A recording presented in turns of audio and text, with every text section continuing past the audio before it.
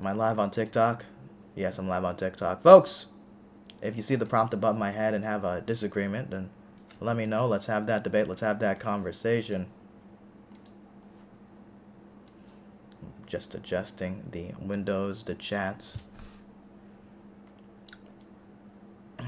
All right, everything's online. Folks,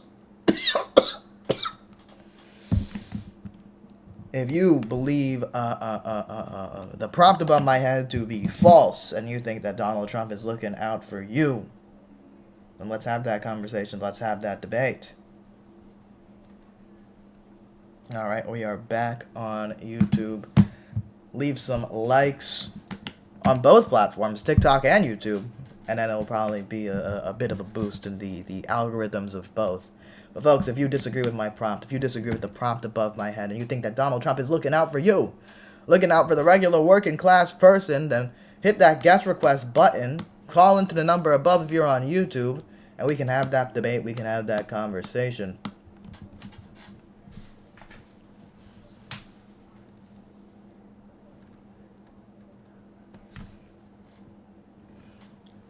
Now, I know that some people think that he is looking out for people. Otherwise, he wouldn't have much voters. And he did win the last election, so.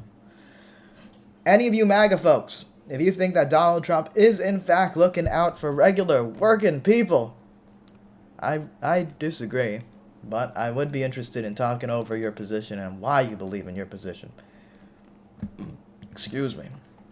I'm a little under the weather. Okay, hold on. This person says they requested. I'll pull you in. 1 second. Where'd the window go? All right, there it is.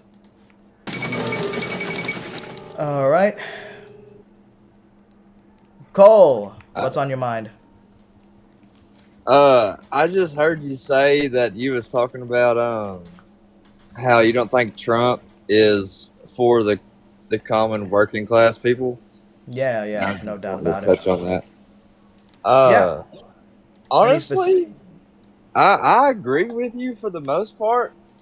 Mhm. Because I'm sure that he promises all these things, and most of the things that he promises probably not going to happen Mhm. because it's got to go Yeah. through Congress and everything like that. So it's probably Well, not the going to thing happen. the thing is, he's willing to push a lot of his agenda through executive orders, and he does have a majority in both the House and the Senate. So, any potential, and he had that when he first became president as well. So, if he really had the intention to help people, he would have done so a long time ago. Right.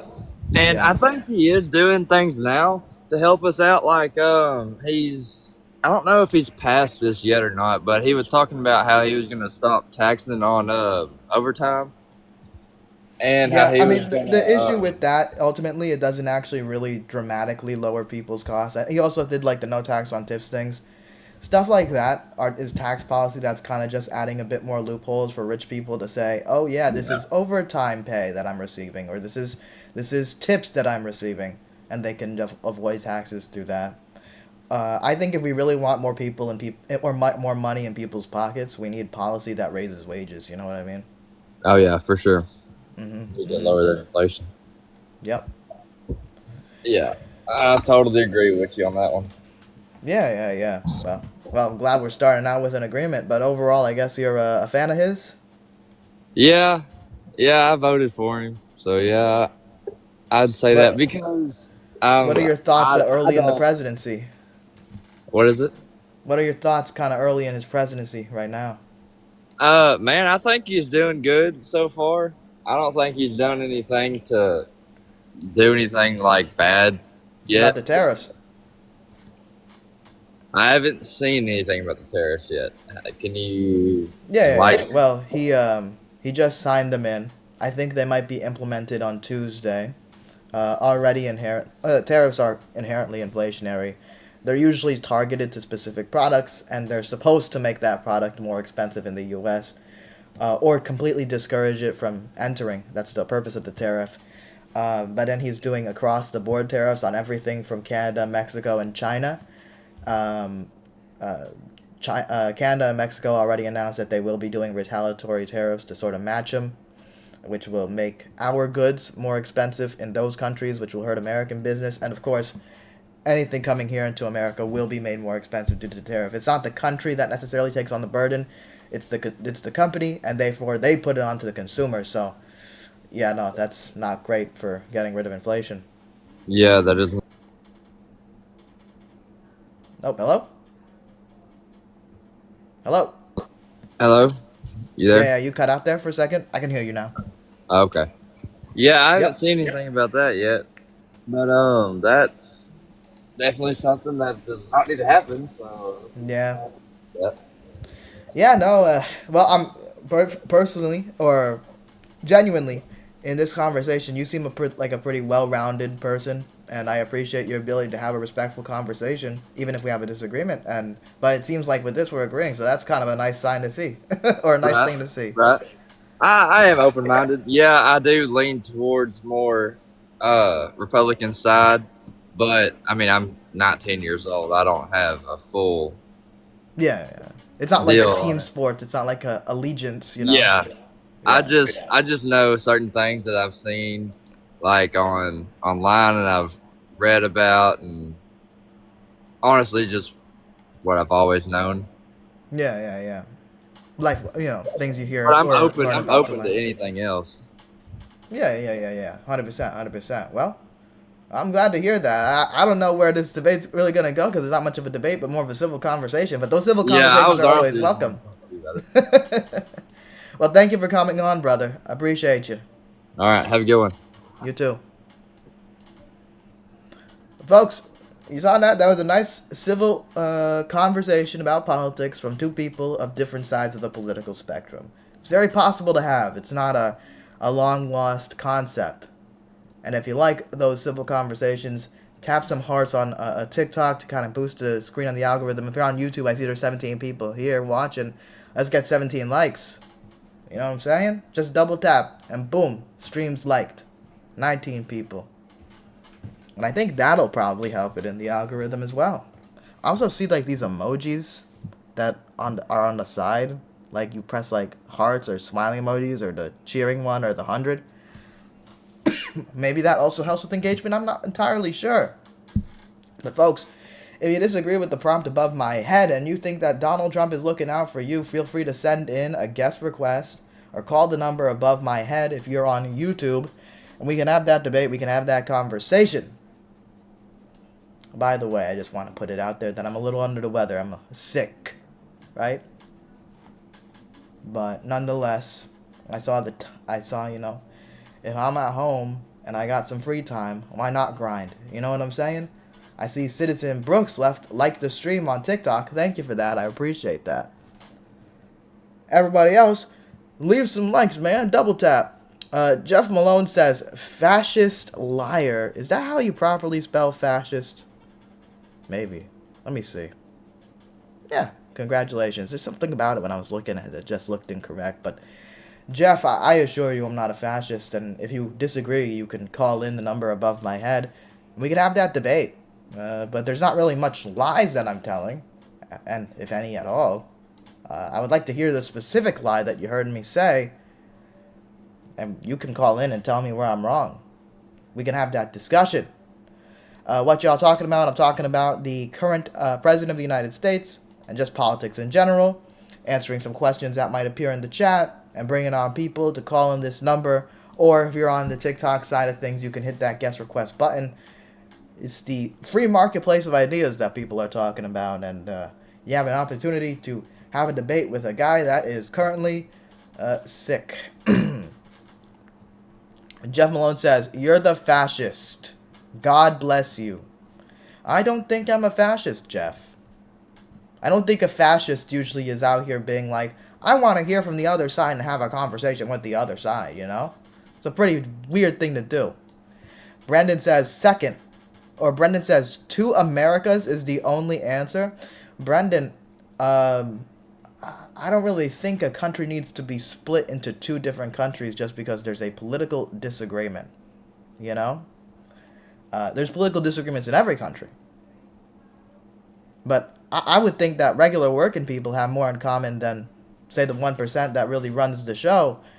And instead of, fighting amongst fellow Americans and trying to vilify fellow Americans, Maybe you should vilify the people with the power, right? Mark says, why are you crying, lol? Get over it. I don't see any crying. But what's the problem with Trump? The problem with Trump is he pushes policies that hurt people, benefit capital, because ultimately he's owned by capital, like most politicians out there. Brendan says, water and oil. Pony says, what exactly do you believe what the issue is? I think that he's going to make things more expensive. I think that he's going to hurt workers, specifically when it comes to the issue of labor policy. I think he's been insane when it comes to foreign policy. He ran and campaigned as this guy that's actually the anti-war side of things. But ever since he got, after November, he's pretty much exclusively been talking about going to war with this country, that country, conquering this country, taking this piece of land. It's just old school imperialism, and that's not a good thing. Mark says, understandable to think, but you need to look at the bigger picture. I've looked at the bigger picture. Donald Trump governs like George W. Bush on steroids. He didn't make a big change when it comes to economic policy from the standard establishment politician. He just talks differently, has a different aesthetic. He has a personality cult that most politicians are not really able to create. Not necessarily poor comparison. I think it's a great comparison.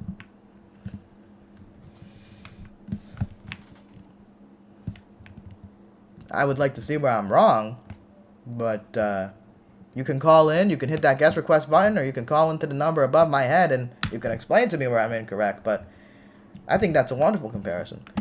Brendan says, ever played Risk? Sometimes you have to make the first move. Brendan, Risk is a game. War is real. If you play a war game and you see on the graph, a million losses, those are just numbers on the screen. But when you do war, you are guaranteed losses of your own soldiers, of the enemy soldiers, and of civilians, particularly in the country that you're fighting in. Brendan says, reality is a game, my dude. Brother, you should change your mindset. Because life ain't a fucking game. But we're so strong and efficient, we really fucking own Saddam Hussein in the game of Risk. American soldiers either died, come back wounded, coming back traumatized with PTSD. Iraqi soldiers killed for a war that didn't need to happen. 1 million Iraqi civilians fucking killed. Depends on what the creator is saying. You're not wrong. I agree with you. Well, thank you. I appreciate you for agreeing with me. Sadly, the tariffs will make shit more expensive. That shit's dumb, in my opinion. Ultimate simulation. Hope he pulls them out. The great disconnect. Yeah, he seems determined to do the tariffs. He has a real big obsession with William McKinley. I guess he's perhaps the most open politician. Somebody subscribed, but I didn't see who. I missed it. But thank you for subscribing. But yeah, he's the most open politician, perhaps, of trying to recreate the Gilded Age, which I think is not exactly a position you would want to take. But he's taking it. He's taking it fully. And I would say bless his heart, but I don't really fucking like the guy, so don't. But again, Brendan here says the ultimate simulation. You can call it whatever you want. I call war a way of killing people, and I think killing people is bad. I have a moral disagreement when it comes to killing. It's a wrong thing to do. Doesn't really take much of an explanation. But you're comparing geopolitics to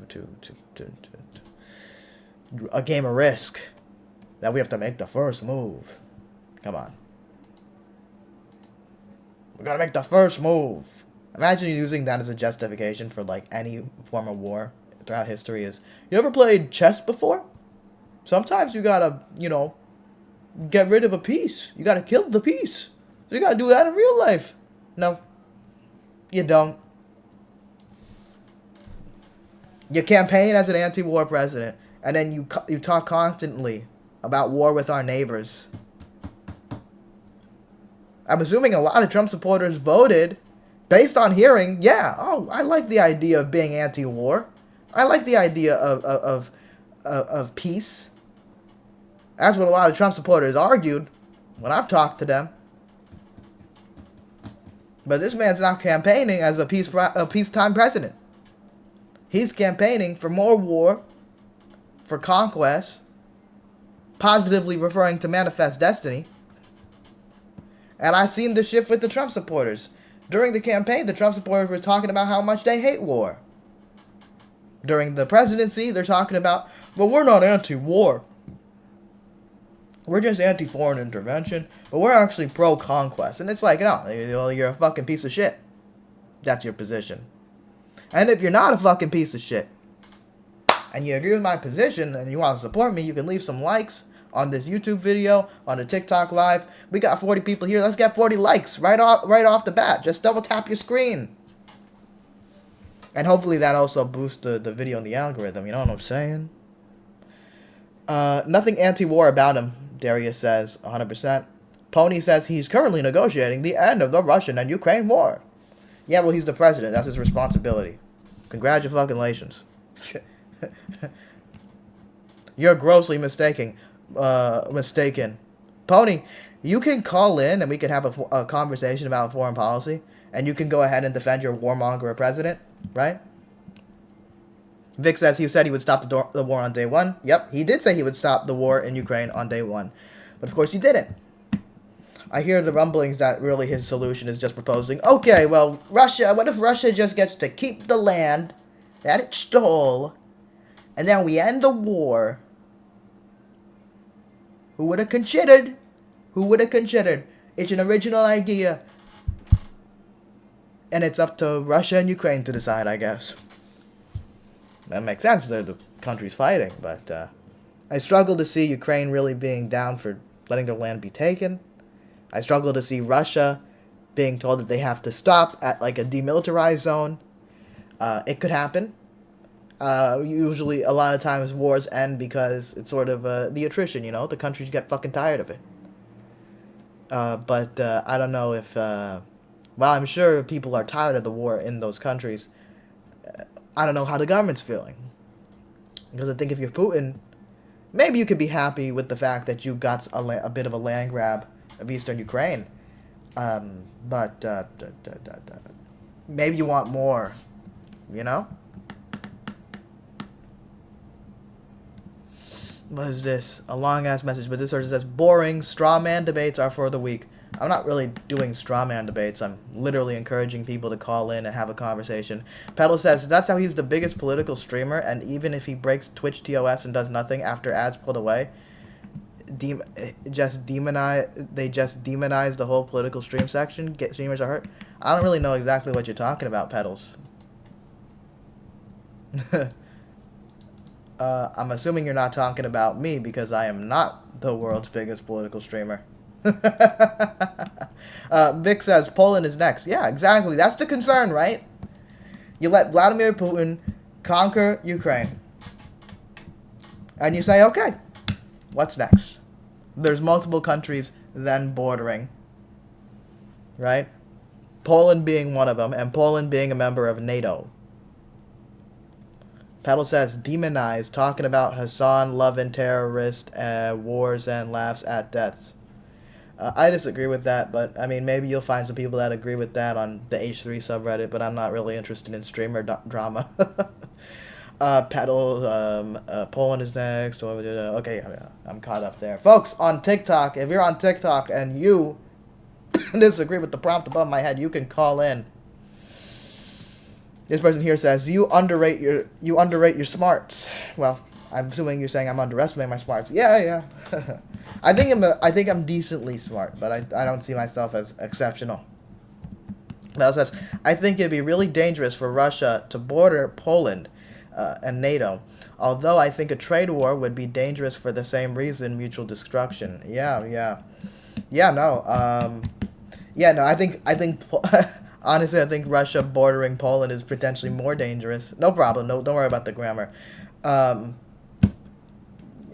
Because, you know, we made the fucking rules in NATO here in the United States. We made the rules, and the rules that we set up is if someone in NATO is attacked, then we have to intervene. We have to save them. We have to participate in the war. We have to be an active belligerent in the war. And we don't want to be an active belligerent with Russia, and Russia doesn't want to be an active belligerent against us. But with the instability that is Vladimir Putin, maybe he doesn't care. Maybe, in his view, I'm an old guy.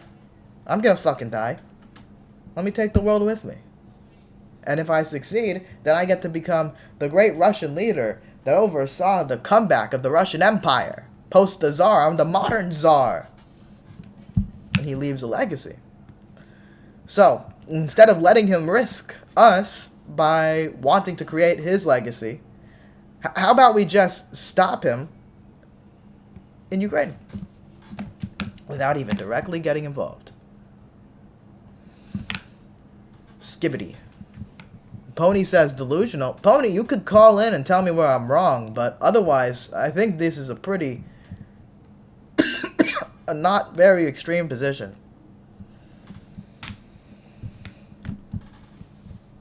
Tell me where I'm wrong. Bella putting the toilet and the mind-blown emoji. That's the skibbity emojis. Folks, I see 38 people watching on YouTube. If you like what you see, if you disagree, if you agree with the prompt, then you guys can leave some likes. Nick says, am I live? Well, I don't know if you're live streaming, my friend, but you are on a live stream. Live and alive on the live stream, I guess. I see your message. But 43 people here. Some people are new, obviously, because people are scrolling down their YouTube shorts. If you want to support me, you can do that. Double tap the screen. That's it.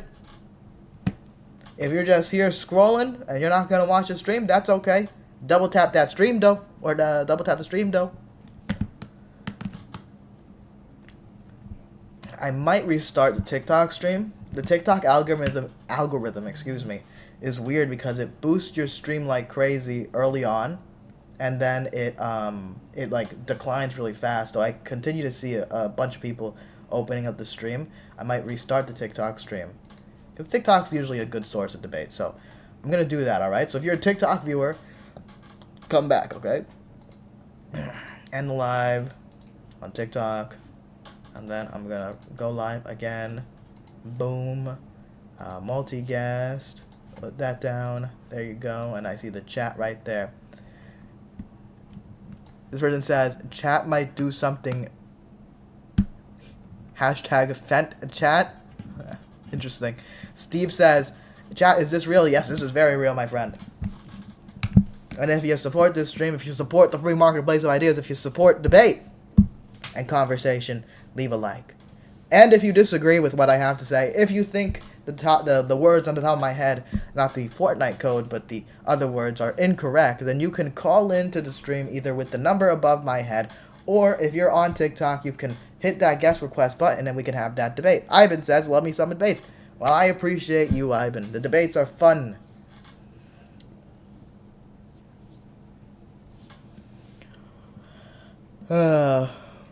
Who's a big political streamer I'd want to debate? Well, when it comes to political streamers, the biggest names I can think of just in general are Hassan, Destiny, and Vosh. Me and Vosh agree on many policy prescriptions. I think he's a little bit too doomer. And I guess our biggest disagreement would be I'm not a socialist. Similar disagreement with Hassan. But overall, me and Hassan have a lot of domestic policy agreements, so I don't really see much use in that debate. Destiny I have disagreements with, particularly in terms of Israel, but Destiny has bigger things to worry about than debating a small political streamer, right? Destiny has a bit more things to worry about. Overall, I would think that people I would want to debate, though, I would rather debate politicians, you know? Like, straight up. Over streamers. Pony says, bet you'll never be invited to the White House briefing room. I don't think they would invite me to the White House briefing room because I disagree with the guy. You should go to Charlie Kirk's events and debate him. I would prefer to have a more neutral setting for a proper debate. I would go on Jubilee and debate him. I debated Ben Shapiro on Jubilee, so, yeah. Your life a joke, meme. Yeah, I agree. Destiny's brain breaking over Israel is so odd to me. Yeah, I mean, he's a contrarian. Like, just keeping it 100%. Like, he does like to be different from the people on the left that he dislikes. So that's why he's taken the Israel position. it's very unbeneficial to him, unbeneficial to just his cause in general. But overall, I mean, maybe the benefit is getting the support from the Zionists and so on and so forth. Boo Boo Ba says that was the last administration that silenced the press. No, they didn't silence the press. Was Fox News silence? Was OAN silence? Was Newsmax silence? Was the Daily Wire silence? Was Steven Crowder silence? Was Ben Shapiro silence? Was Charlie Kirk silence? No, none of these people were fucking silenced. You're being dramatic. You want to be a fucking victim? You want to be oppressed?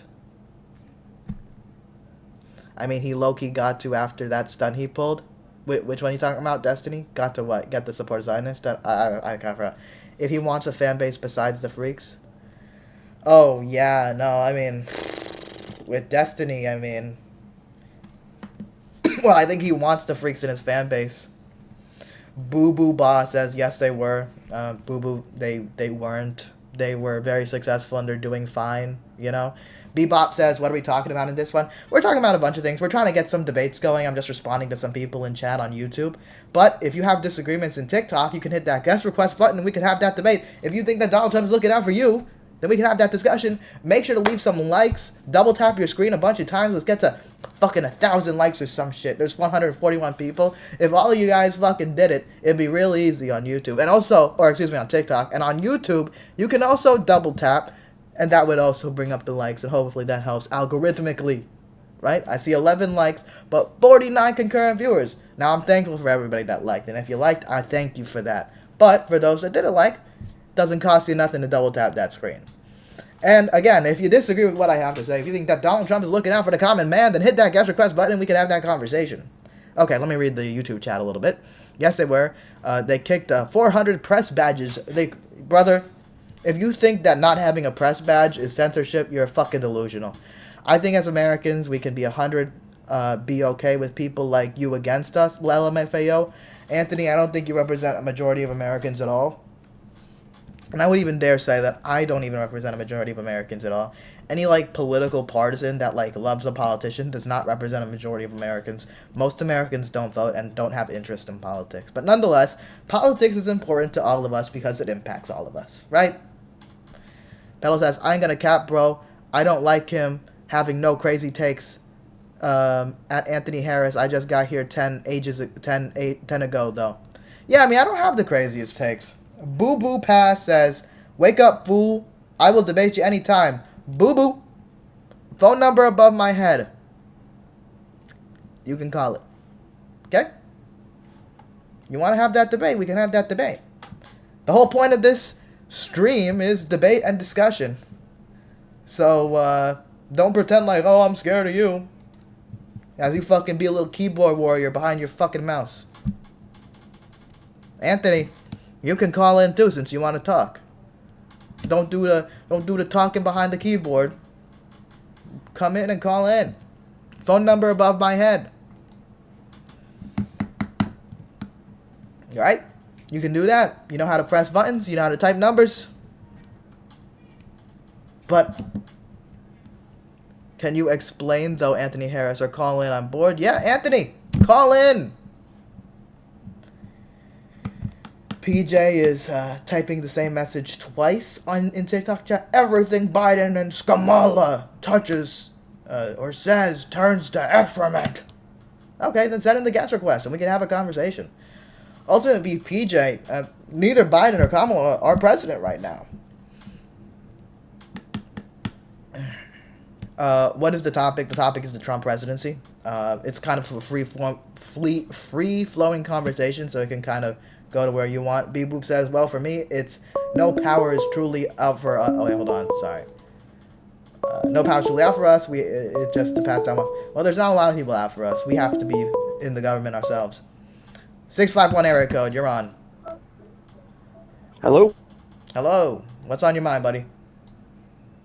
Well, I'm calling in. I'm Boo Boo Boss. There you go, bud. So I'll call in and talk to you.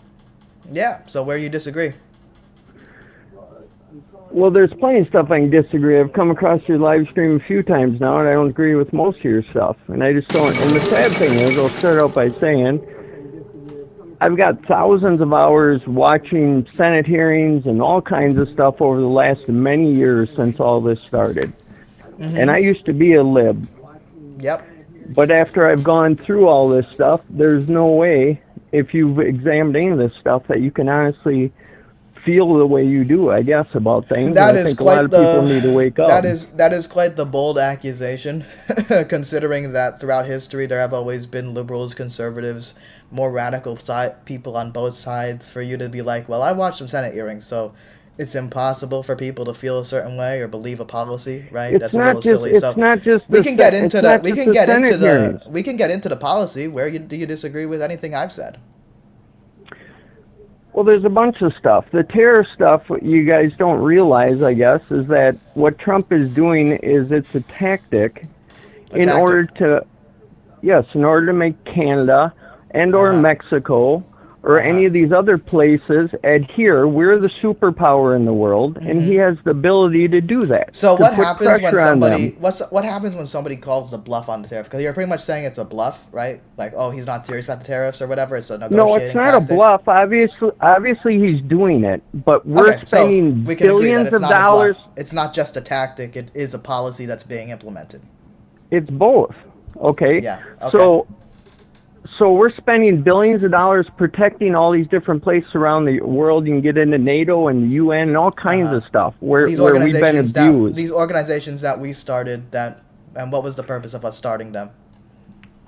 Agree, 100%, and they need to be revamped. And you can get into the Russian-Ukrainian war with NATO encroaching on Russia and all that stuff, and it's been a big mess. On Russia, okay.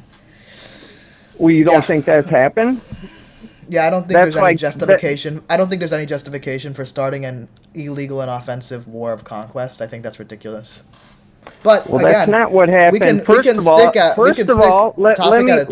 can stick on one topic at a time. You were pushing that the tariffs are just a tactic, so let's go through that tactic. You put the tariffs in, and what comes next? We'll see how Trump plays. First of all, I'm not a billionaire. I know you're not a billionaire, right? So Trump's done very well for himself.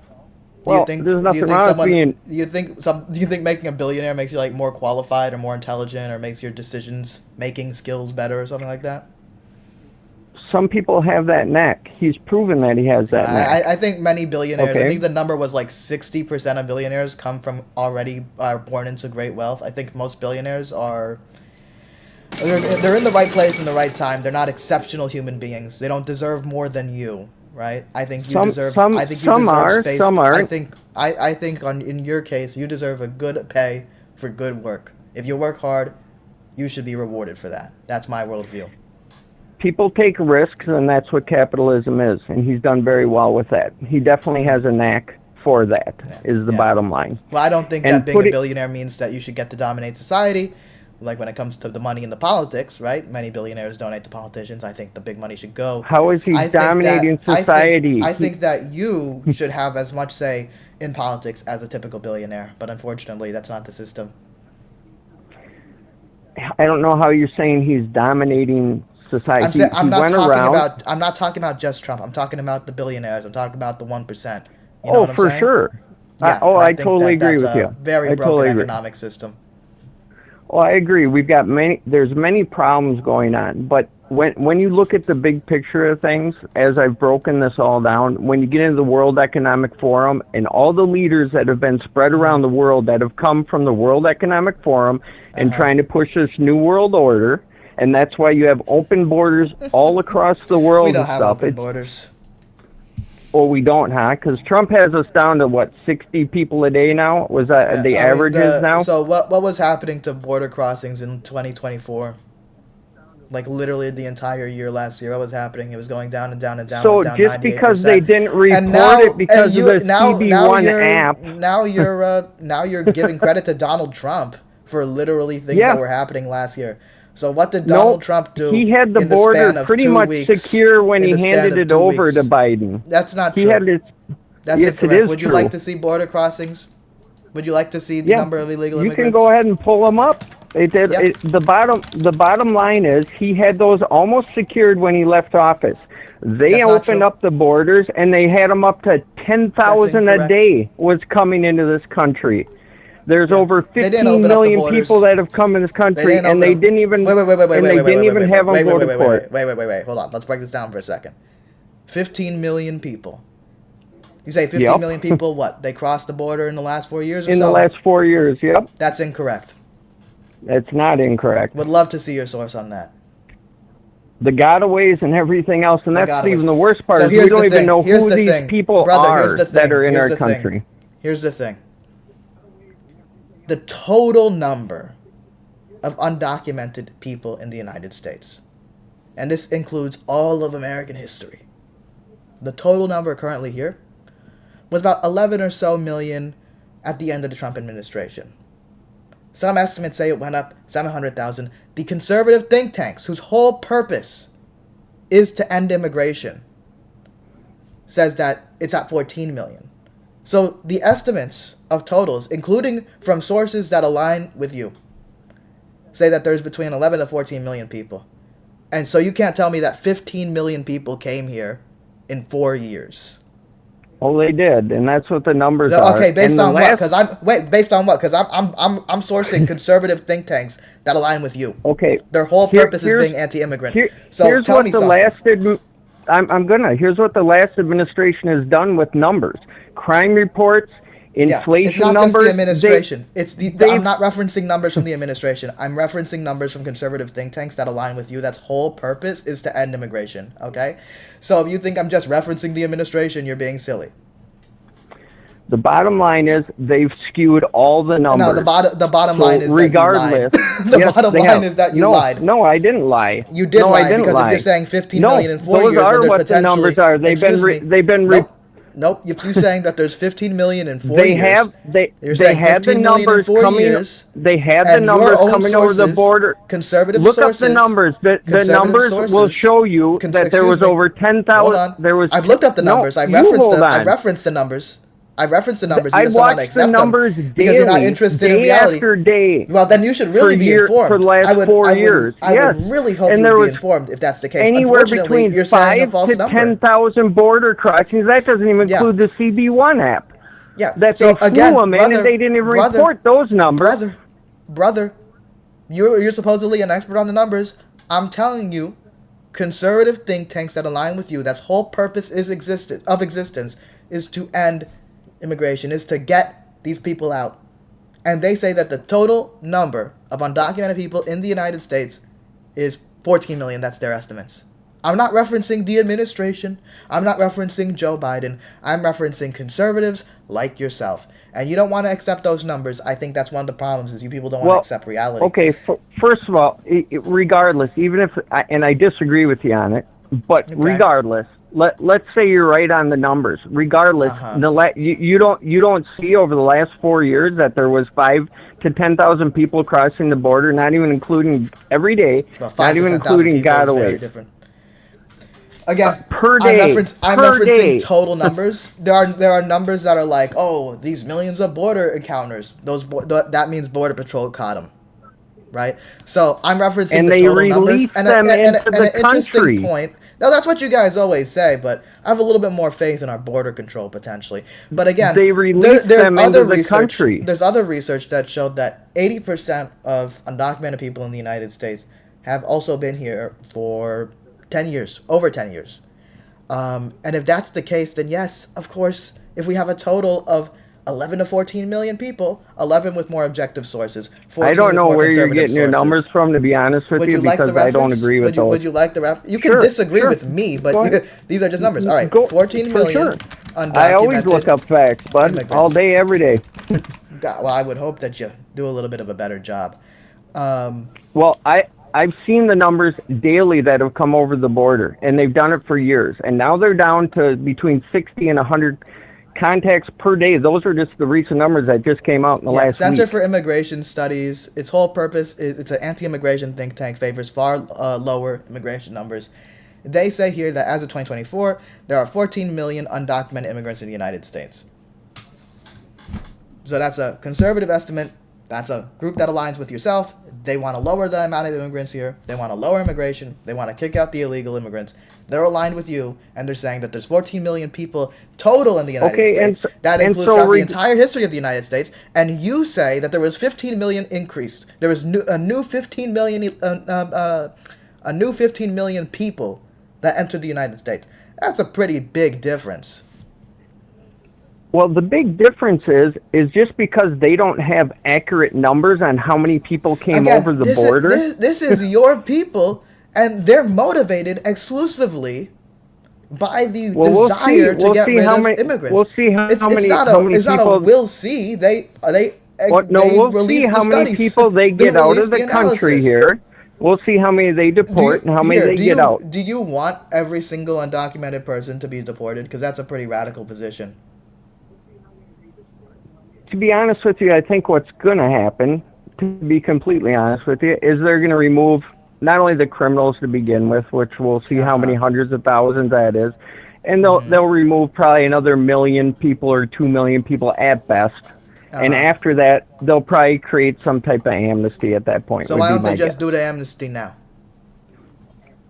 Because we need to make a point. First of all, you want to secure. You don't have a country if you don't have borders. No, anywhere in the world. I'm for a secure border. I think we have an immigration system that encourages illegal immigration. When you have something so slow and inefficient, but you have economic demand for labor, the labor will come. If you want to stop the process of illegal immigration, we should look at American history to how we should handle people that are coming here to work. Right? Back in the day, we had Ellis Island, where people were usually rejected if they were sick. But if they were not, if they were able-bodied, they were let in and made into American citizens. Now, I don't believe that we need a system that is that loose, but I think we need a system that is efficient. And with the modern surveillance state, which in most cases I'm not a fan of, but nonetheless, it exists and we can use it to get the background checks of these people done real fast. And we should be letting people here that are clean, have clean records, that want to work in, so that they have the legal protection that any American would have when they go to work, and that we don't have companies taking advantage of people with illegal status, right? But that is very different than your position, and Donald Trump's position, which is just deport them.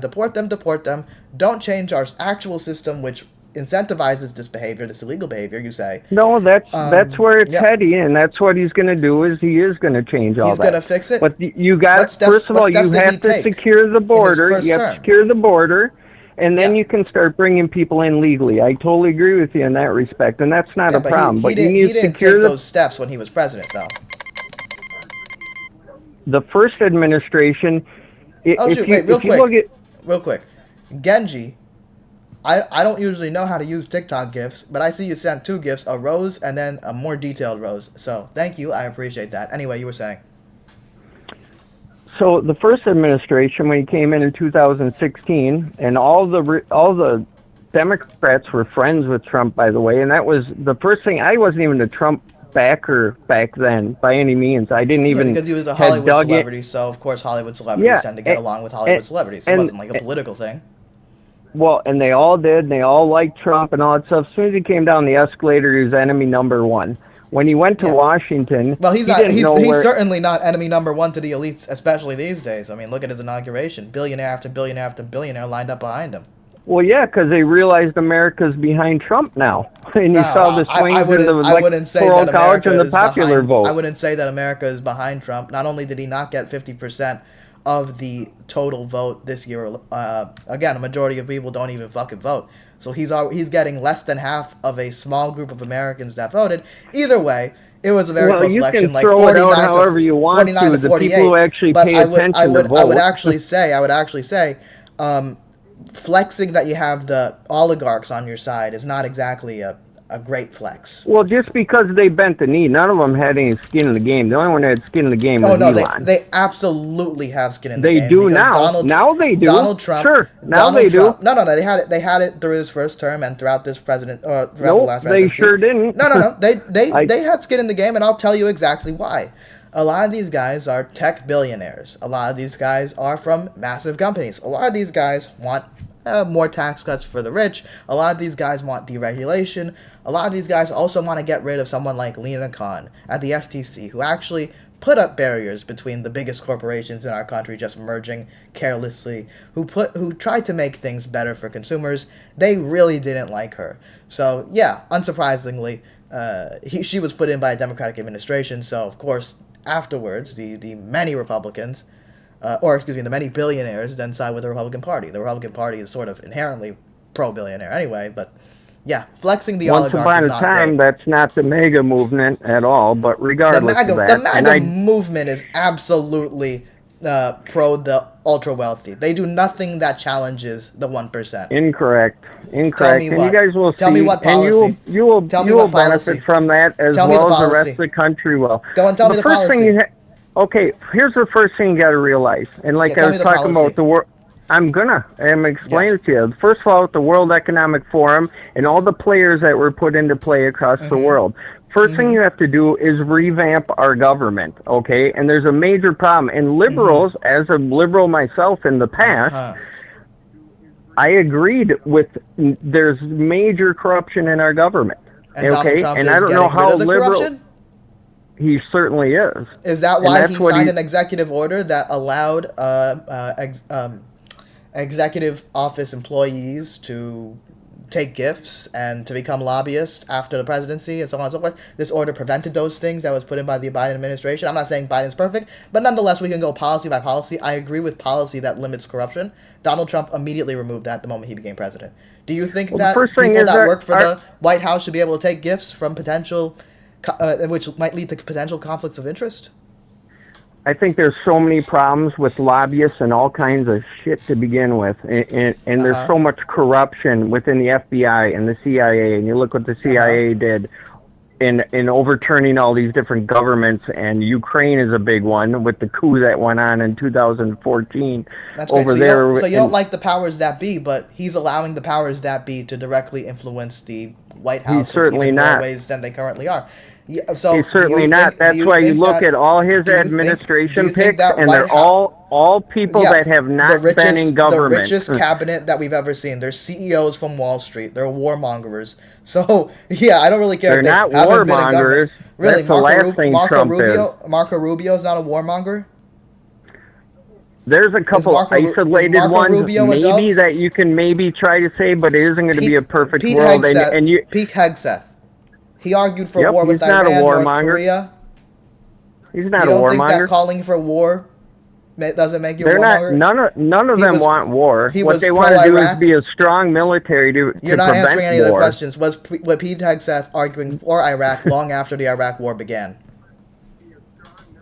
We all know what a mess Iraq was, regardless, and many people have turned their opinions because our government lied to us about that. The great thing is that Pete Hegseth thought it was great and argued for it. Okay.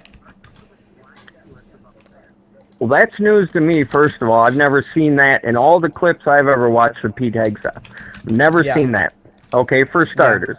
Well. Okay, and I'll look that one up, to be honest with you, because I do have volumes of knowledge on this stuff just the same, and I enjoy the conversation, by the way, and I'm glad we're having a debate as far as concerned. And America wants to, I want us all to be united again, is what needs to happen at the end of this. But what's happening, this is the Great Awakening, and our government needs to be torn down.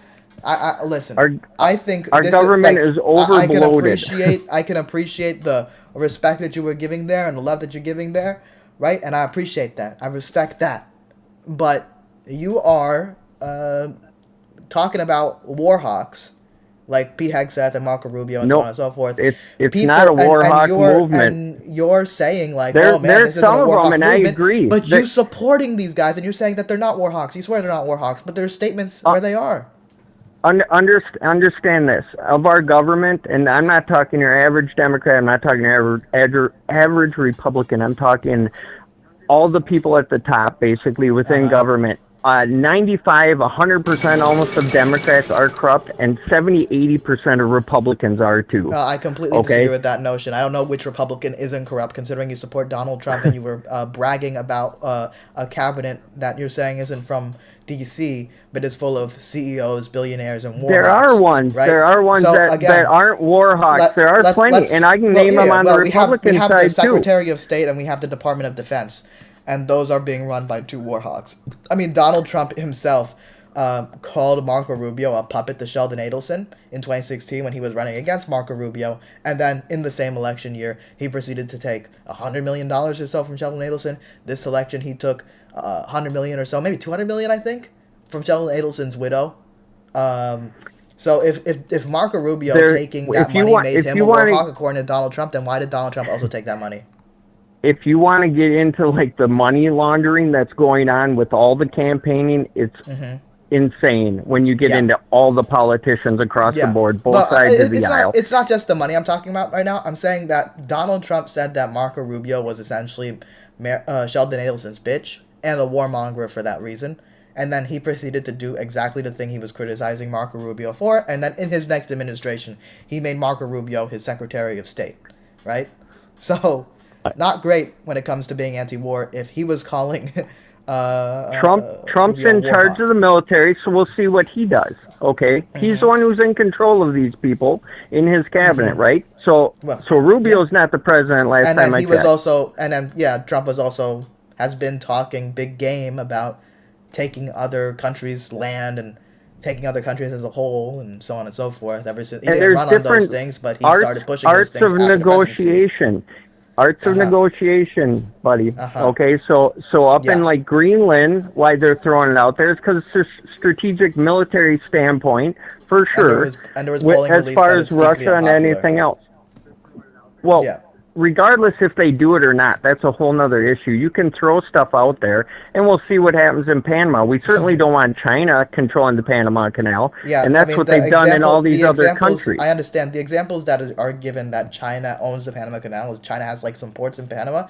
The United States also has some ports. So if that's an example of China owning the Panama Canal, it turns out that we also own the Panama Canal. Yeah, you can say that, Canal. But we have some ports. China has some ports. I'm sure other countries have some ports. That does not qualify as owning a piece of land. China has done around Panama has owned the Panama Canal for 50 years. Since Carter. This is a done issue. This is a done issue. It's not a done issue. If China's going to take the land.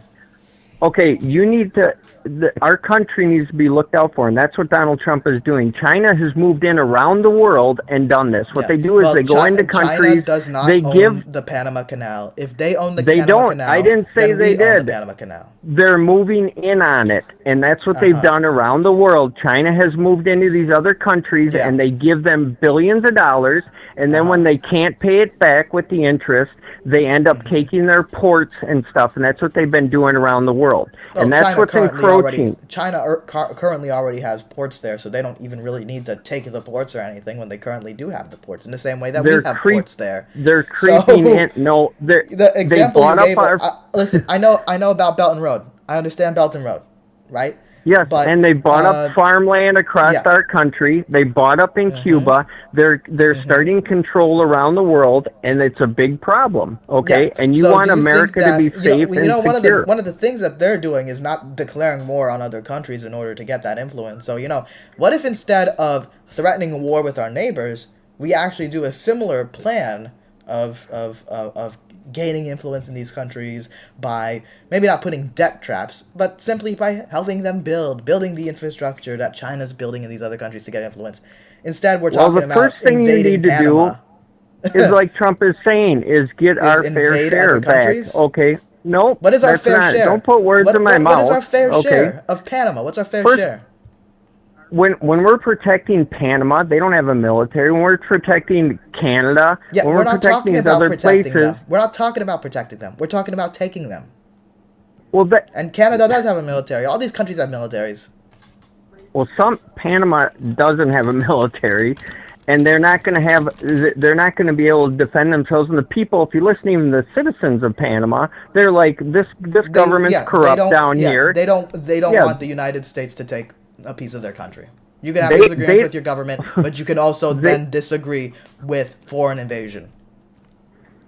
That's not what's going to happen regardless. What this is you have to read through the tea leaves a little bit, okay? Panama is currently preparing for war. Trump or the military is not going to expose their hand to exactly what they're doing. And what they they're might doing not have a is they're traditional giving... military, but they have a paramilitary force. Either way, like, we don't even, as history has shown, but we don't even need the biggest, strongest military to fuck us over when it comes to war, okay? Right? So again, that's not what they're trying to do. What they don't want is China in there, number one. Yeah. Okay. They don't want China in there occupying it and taking it over. Okay. And their example, and your example of occupation is what? You brought up Silk Road. You brought up they build ports in other countries. They put the countries into debt traps, and then they proceed to take the ports. That's what they're slowly doing. And now, if this you is can't the thing. see that this as a military strategist, this is the thing. This is the thing. They already have ports in Panama, as we currently have ports in Panama. If that example you're giving is China owning Panama, turns out we owned Panama, and we had no idea. That's not what I'm using as an example. That's what you're using as an example. What I'm saying is they're slowly infiltrating all these different places around. Infiltrating Panama. Do you have a specific example of how they own Panama or something like that, or are getting ownership of Panama?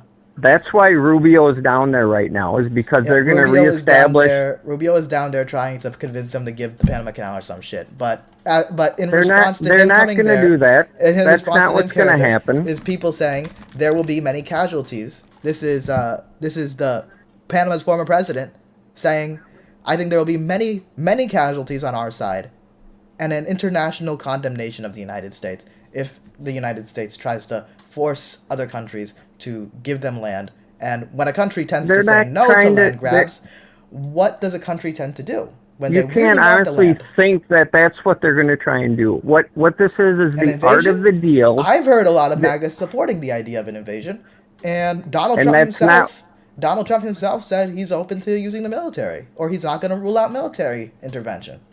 And do you think he would, if he were one way or the other, you think he's going to throw it out there, actually, what he's going to do? He's putting pressure on these different places so we can be in a better position to wheel and deal. To get the land back?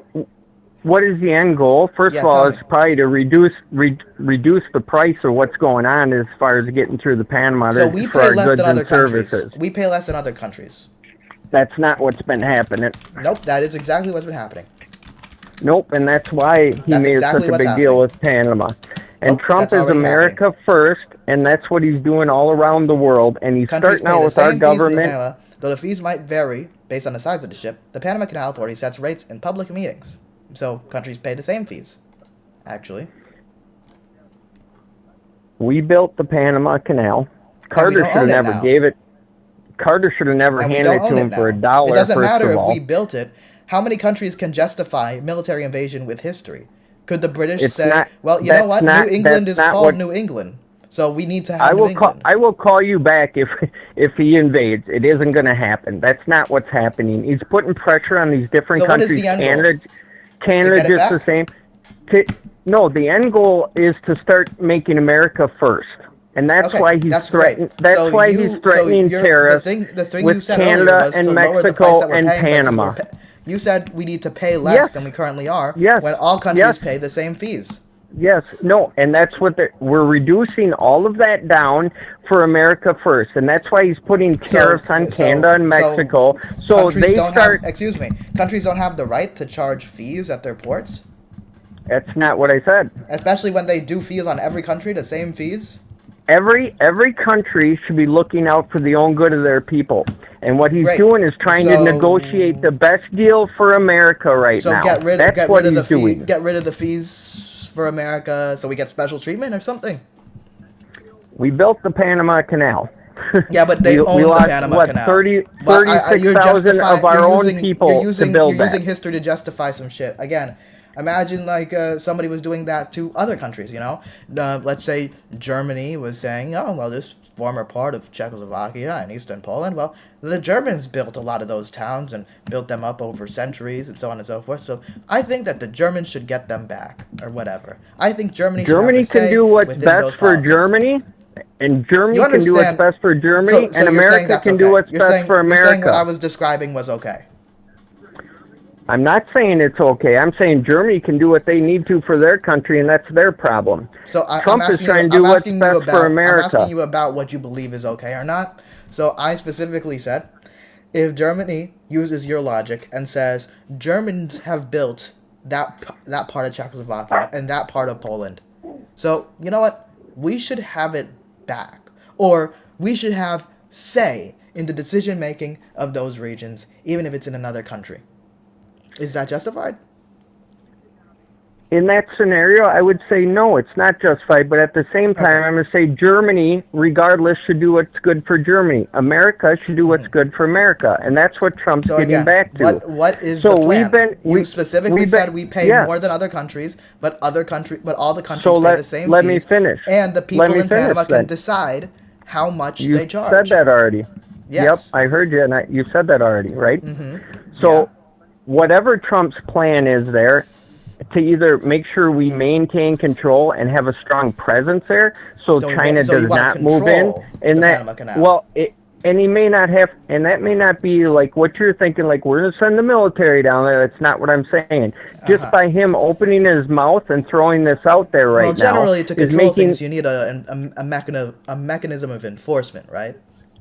Well, when we're the superpower of the world, we have the best military in the world, basically. I mean, it can be contested, but for the most part, we do. So when you put pressure on a country like that, they're gonna in a piece of land to control the land. Maybe you could say occupy the land. There's nobody looking to occupy anything. What I'm telling you is this is a tactic being used. How about Greenland? Do you think he wants Greenland? To be honest with you, I don't know that he wants to own or occupy Greenland. If they were willing to sell it, for sure, because presidents talked about that for years. Denmark has said no, and the people in Greenland. Denmark doesn't control it though. Greenland controls it. They control it, but they don't. It's not theirs. The people of Greenland. But the people of Greenland. Greenland doesn't want to give it up anyway. So they probably won't. Greenland says no to U.S. occupation as well. But I'm sure they would love to have us come there and to protect them fully and have a strategic standpoint. They're already NATO members, so they do have U.S. protection. I get that. Yeah. But it's a whole different thing when we build there and have bases and can help with their infrastructure and maybe work out some kind of commitment with them, especially with all the minerals and everything else that they have available up there. Well, so you're saying that's Donald Trump's plan to have military bases there? Maybe. I don't know. Well, I don't. We already do have a military base in Greenland. Well, I realize that, but to expand the infrastructure and everything else is a whole nother story. And to have it as a strategic point where you have Alaska and Greenland protecting from both sides, and we have North America covered in that respect, and expand our control there in that respect, not to actually control Greenland and the people. In addition to this conversation, though, like you're saying a much more, I would say, moderate position than what Donald Trump is pushing. Donald Trump has talked with the leadership in Greenland, and the Danish leadership has described the conversations, as very hostile and very serious. They offered more military bases, more access to materials, and so on and so forth, and they were like expressed potential interest in collaboration in that regard. Well, when we are NATO, you agree that we are basically NATO, more or less. I mean, we have the allies, of course, on it, but we're the ones who are controlling that, and that's where all this is coming in. That's where Trump is looking at all this. We're the number one spender in NATO and all that stuff. We're the ones protecting the world. We're the Western ally and everything else. Well, in respect of towards NATO, Russia or China or any of that. What you mean. But again, just because we are NATO doesn't give us justification to take land for ourselves. Well, and that's not what he's going to do, or I don't believe that by any means. He may put pressure again, and this is how you negotiate. He's put people like as either his ambassador to Denmark or Greenland that have specific and open interest in trying to make Greenland essentially into the exclusively an island for the super rich, essentially colonizing Greenland and make it. These are the tech bro types, the Peter Thiel types, and so on and so forth. I think Peter Thiel even invested in the company interested in doing that, and Donald Trump has put people involved in that company that has interest in doing that as his ambassadors to Greenland or Denmark or one of the two. So I do believe that there is enough reason to say, I think this goes beyond just wanting some more mineral access or some more military access or so on and so forth. I think he is doing something that he's been pretty consistent with, which is well, that can be, and two things can be true at once, and it doesn't mean it's necessarily a bad thing either for anybody in it. Do you think that rich people should be able to go into a country, create a country exclusively for themselves and the rest of the elites? I don't think that we need an elite country. I think that these rich people will do perfectly fine in whatever. If the Greenlanders are okay with that and they want that and well, we don't know yet. They've had some polls that have been done up there. They certainly don't want to be occupied by the United States. I don't blame them in that respect, especially as corrupt as our government is at this point as a whole. And I think that's why they've... as a whole, and I used to be all 100% USA, and what I've seen our government do around the world, I see why other nations hate us and stuff, what our CIA has done.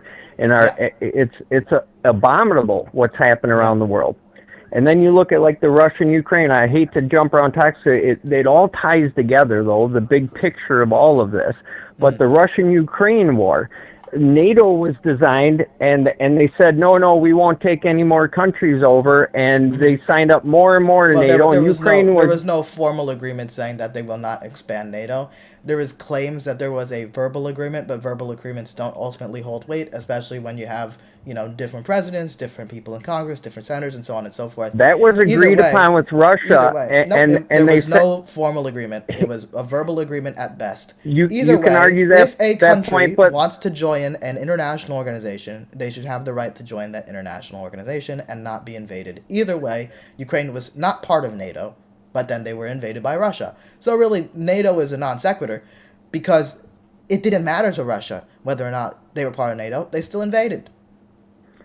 Well, the bottom line was this. If I were Russia, if you put yourself in Russia's shoes, okay, NATO is encroaching upon you, I'm going to go under the understanding that there was a verbal agreement.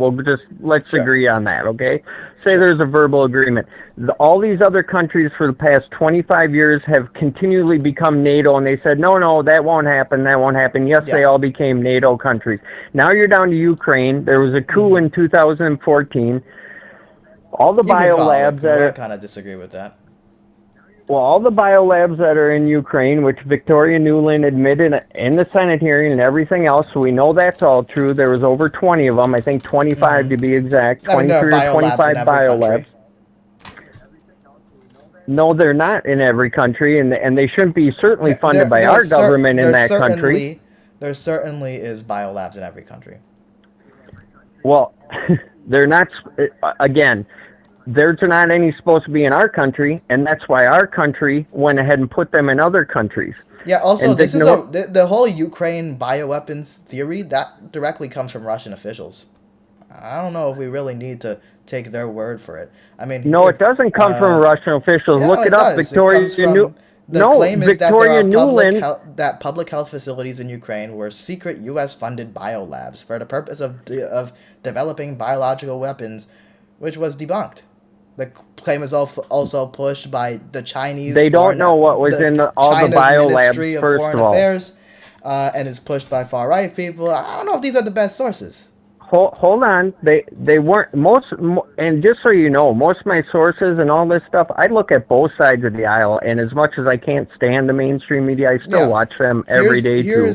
Here's The Intercept, and The Intercept has a record of calling out... Yeah, hold on. The Intercept has a record of calling out American imperialism all the time. But they say here, Russia is lying about evidence of bioweapon labs in Ukraine. Russian biologists say... Hold on. Why would Victoria Nuland sit there and say, yes, there was bioweapons labs? Person. I don't know what Victoria Nuland's entire history is, right? I don't particularly care what one person has to say. She was the one who was over there. She could say that, but... Let me ask you this. I don't necessarily trust the Russian media. I don't think you have to trust the Chinese Foreign Ministry of Affairs. I'm a bit more inclined to trust an institution or a publication like The Intercept, which has already called out the United States for what we did in Iraq, what we did in Afghanistan, what we did in Gaza, and so on and so forth. Like, this is not just like a pro-America rah rah rah. No, platform. by all means. I want you to have the facts, and I only go off the facts, and that's it. Victoria Nuland was there in 2014, and she helped with the coup and the overtaking of Ukraine. Yeah, I don't think it was. And then she became. Well, it certainly was. 100% it was. I mean, every Yep, single, it you can certainly say was. every single revolution, you can call it like a color revolution, you can call it fake, because there's usually the adversaries of the country being revolted against probably most likely supports those committing the revolution, but that doesn't suddenly remove the organic aspect of support within the country, right? The American Revolution, for example, was supported by France, right? In Russia, when they had the revolution with when the Soviet Union became a thing, much of the monarchs, White Russia, that's what they called it, not related to race because they're all white over there, was supported by the Western powers, right?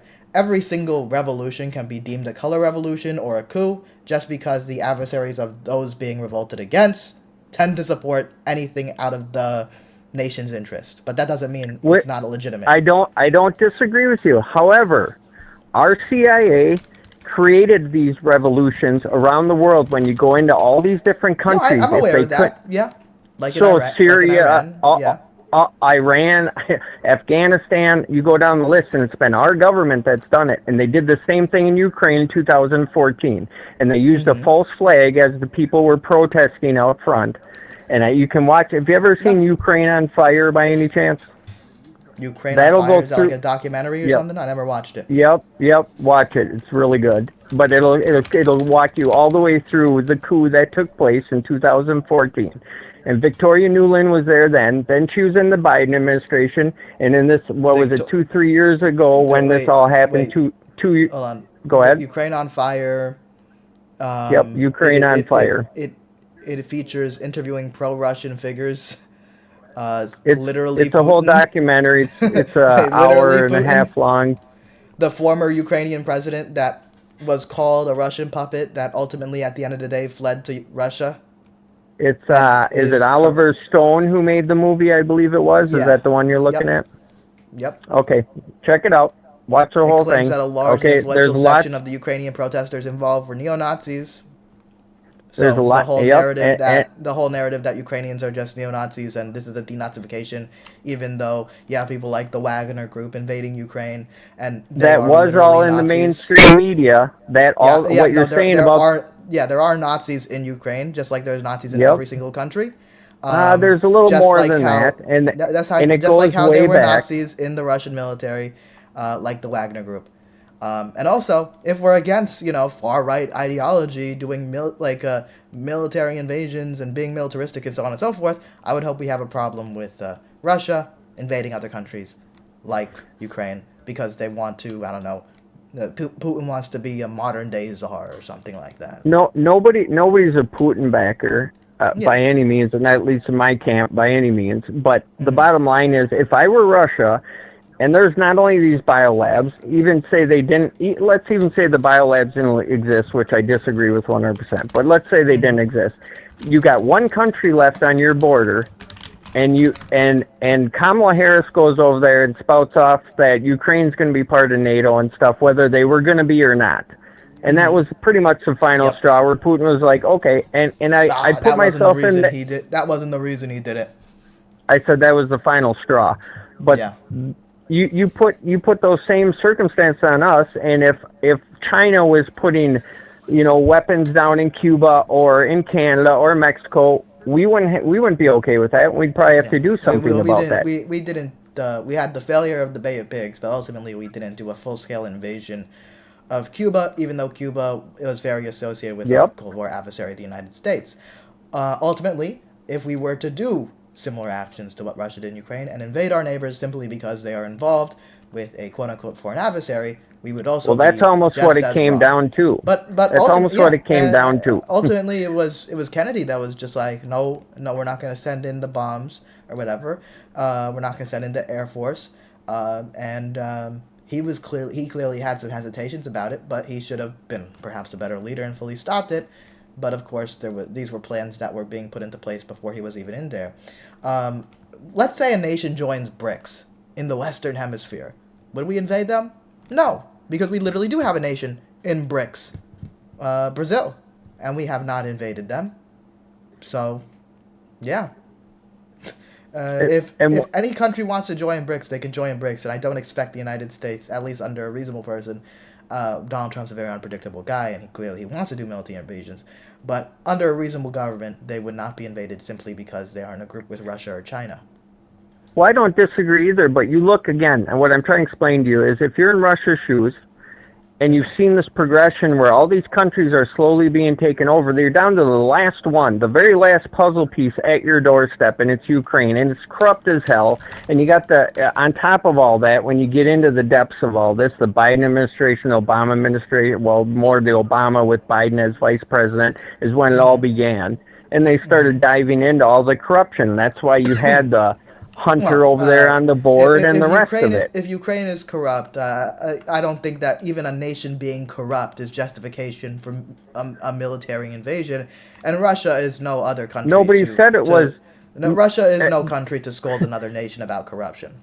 That's not what it has to do with, and you're twisting what I'm saying to make a point, and it's not the point. The point is, if it's just down to this, the corruption in Ukraine is relevant to a discussion about an invasion of Ukraine. Well, this is what was happening, so this is the history of what was going on, and you're down to the last piece of the puzzle that's on your border. So if you're down to that last piece of the puzzle on your border from a military strategic standpoint versus the West or anything else, they've said all these other things which our government lied to them or NATO lied to Putin about and said, nope, this isn't going to happen, and we keep doing it. Why would you trust anything either? Again, you could potentially say there was a verbal agreement at the end of the Soviet Union when Putin was not in charge of somebody telling Gorbachev that we're not going to add any nations into NATO, but there was no formal agreement, there's nothing on paper, so it is not an agreement. It was words being said.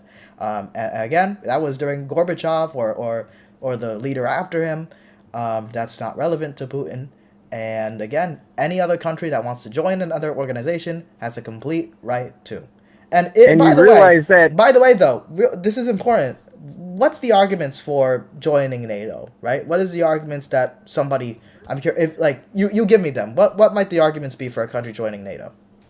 Well, like I said, the first thing is all these countries that have been slowly lurking up on your doorstep, regardless. No, but you're talking about the Russian perspective. If you're a smaller country sitting in Europe, all by itself. What is the argument though for your country joining NATO if you're talking about a smaller European country, not Russia? Well, I think it's just our if I were Putin and I were in charge of Russia, I'd be like, these assholes, being the Americans in the sense. This isn't about Putin or I'm asking you specifically, if you are, say, Ukraine, and you're here's the challenge. List me like one argument against joining NATO and one argument for joining NATO from the Ukrainian perspective. Well, I don't know. That's for them to decide, regardless. I mean, if they wanted to be a part of that or not. It's really simple. The point of view for somebody that would argue to join NATO is that NATO serves as a deterrence from war with Russia. It serves as a way of saying, if you invade our country, you will then have to deal with the rest of the West. Now, you could argue after the fall of the Soviet Union that, well, NATO is kind of an irrelevant organization. Yep, we face the threat of the Soviet Russia, but now the Iron Curtain is down and the entire Soviet Union fell apart into multiple different states. Correct. Now, that would be a fair argument before the war in Ukraine. Putin has perhaps been the greatest advocate for NATO, considering that he has shown, yes, in the 21st century, Russia is willing to invade its neighbors, including the most modern or developed. It doesn't matter. If we want a piece of land, we will find a justification and we will invade you. We will kill you. So that whole argument of, well, Russia's not a threat anymore.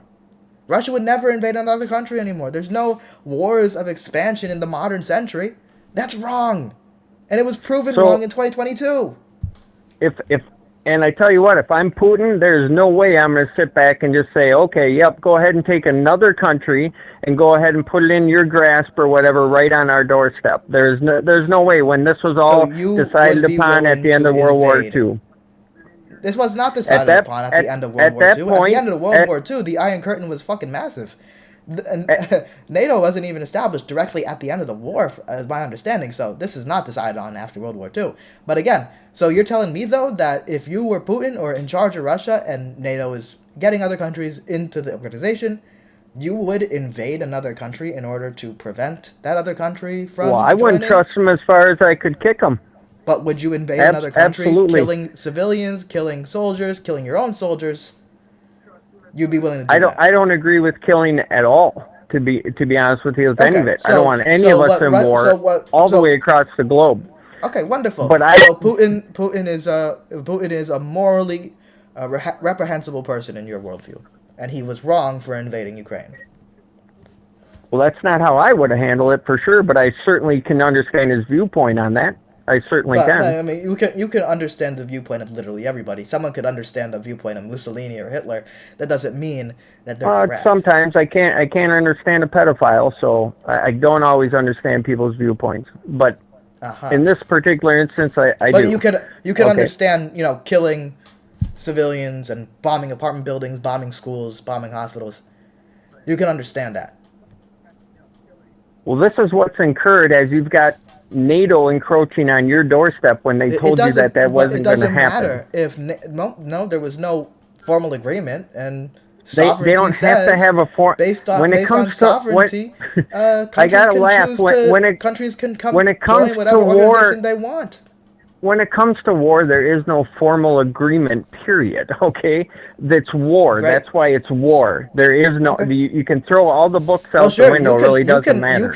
You can make a better case against NATO expansion if there was an agreement on paper that says, there will never be NATO expansion. Right? Well, that was what was established, and especially when there's biolabs and then they're that close. That was not established. I already explained multiple times there was no formal agreement saying on paper that's what that you're trying to say. I get that's what you're trying to say, and we'll agree to disagree on that because I've seen plenty of things where it was. But regardless, I'm just saying I understand where Putin's come from that. But then you've got now our government involved where all this corruption is happening. That's why they're sending, and it goes, again, both sides of the aisle. All the Democrats you can call it corruption, but frankly, if there's any situation in the world that is justified in sending military aid to another country, it's to a country that's being attacked, right? Maybe you don't... I would recommend not sending military aid to countries attacking other countries like we've done in the past. But in the case of Ukraine, it's a pretty clear-cut situation where Russia... You do realize this is a giant it's a giant laundering scam. You do realize that, right? So it would be great if Russia didn't invade Ukraine. The responsibility is on an invader of the country if they don't like the aid that's coming in support of the other country. Regardless, and again, it's both sides of the aisle. I can point them out. Lindsey Graham, there's a bunch of them. You could say both sides. I don't really care. Yes, it is both sides of the aisle. Some people they're warmongering with all this and sending the money. But again, you support a guy, Donald Trump, who has put these warmongers in positions of power, who has been talking about invasions and conquest in his own right, and you are saying with Russia a super sympathetic and understanding position of, I understand why Putin would do this. You know what? Personally, I don't get it. You could say, he was scared by NATO, but you could be scared by NATO, but that doesn't justify bombing apartment buildings. If they wouldn't have stolen it's the money. You could say it's the money. I'll tell you this. Listen. You could say it's the money. There's money reasons behind it. There's not much money reasons behind it for Putin. He just wanted to do a conquest. Not for Putin. Not for Putin. Yeah. For Zelensky and all his cronies that are worth hundreds of millions now. You're saying that this is very beneficial to Zelensky or whatever, then Putin shouldn't have given him the gas. I don't agree with you that that's the case. I don't agree with you that Ukrainian corruption is somehow more special than corruption across the globe, including in Russia. And I don't see this as money laundering because in this case, why would Russia support a money laundering operation for the United States by invading them a war and giving America a war to justify this military funding? Biden administration and the rest of them wanted this war. They wanted this war. It doesn't really matter totally did. They didn't start the war. I didn't know Biden was running Russia. But they wanted it and they provoked it, and that's why Kamala was running Russia. That's why the bioweapons lab. So that's why Kamala went over there. Comrade Kamala is running Russia. Nope, but they provoked this war. They Yeah, had you her can say go they over there. provoked it. You can say they provoked it. But again, Ukraine was not part of NATO when they were invaded. This was not about NATO. This was not about NATO expansion. There was no agreement. That was says Kamala they Harris cannot going expand. over there. And even if, by the You way, can talk Ukraine over me joined- if you want, or just you to be can clear, listen. To be clear, you should listen too. Because even if Ukraine joined NATO, that's perfectly justifiable for a sovereign state to do. And the argument for joining NATO is that it prevents countries like Russia from invading your country because then at risk war with NATO. That's why Finland joined NATO afterwards. Finland and Sweden, who did not want to join NATO initially, but Russia, being the great pro-NATO advocate that he is, gave them the perfect reason to do so. I understand what you're saying, but you're not seeing the big picture. I'm telling And you the that's big what picture. you're not Country seeing the invaded big another picture. country. You can have Yep, issues and that's with the what happened in the nuances. end of it. You can And have what they're issues doing, with the nuances. I about, let you like, how the speak. Can aid I speak goes. now or what? Yeah, go ahead. But I will interrupt bullshit when bullshit is said, though. Well, I wasn't spewing any bullshit for starters. Yeah, The bottom line is once the war has started, they've laundered money through there, and that's why all these war What hawks are you are all defining for as it. Now, money laundering? so we're sending them what I don't know what it's up to now, is 150 billion or something like along those lines. We know a lot of our weapons are turning up, getting sold on the black market. We know Zelensky's got his cronies buying mansions, and there's a huge You got a market source where. on that? Or are these What's Kremlin that? talking points? You got a source on that, or are these Kremlin talking points? Nope, these Because, are. you know, it wouldn't surprise me, by the way, if, say, Zelensky had a mansion. But I don't think it came from aid coming to support this war. I think it's because he might have It been, I certainly don't know, did. an actor beforehand, a wealthy guy, an entertainer, and he probably had a mansion beforehand. So, yeah, I'm sure he's worth a lot. But you're making He quite the wasn't bold worth claim much that there's before, money and laundering. he's laundered a bunch of the money, So, again, and our you're government has claiming allowed that, him to but do I that. would like to see a source. Go ahead and you can look those up on your I'm own time. asking I you already for you have because these you're facts. making the claim. You're making the claim. So I'm back not it going to up. dig them up. So you can't I'm not back it going to up. try and. I'm not going to try and dig So them you up can't right back now. it up, I'd so have I'm to. assuming you're lying.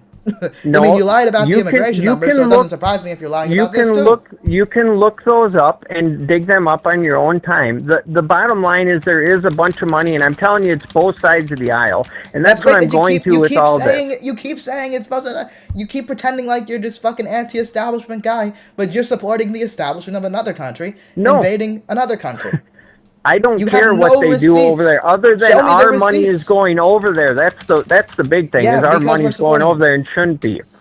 And Yeah. it shouldn't be. That's not our war. We should have nothing to do with it. We shouldn't be in NATO. There is and we no should be evidence worried that about America. U.S. aid to Ukraine is being diverted to fund political campaigns. The U.S. government oversees equipment and money being sent to Ukraine. There has been no evidence of illicit diversion of aid. So I would like There to is. see. Show There me is. something. You gotta start. Show me You gotta something. stop reading Tell all me the something. all the far left, Tell me right, something. or left. This is just PolitiFact. This is just propaganda. PolitiFact. Just show me something. I'm asking you to show me something. You're the Tell one on me- the screen, Lead me a I'm certain not. direction.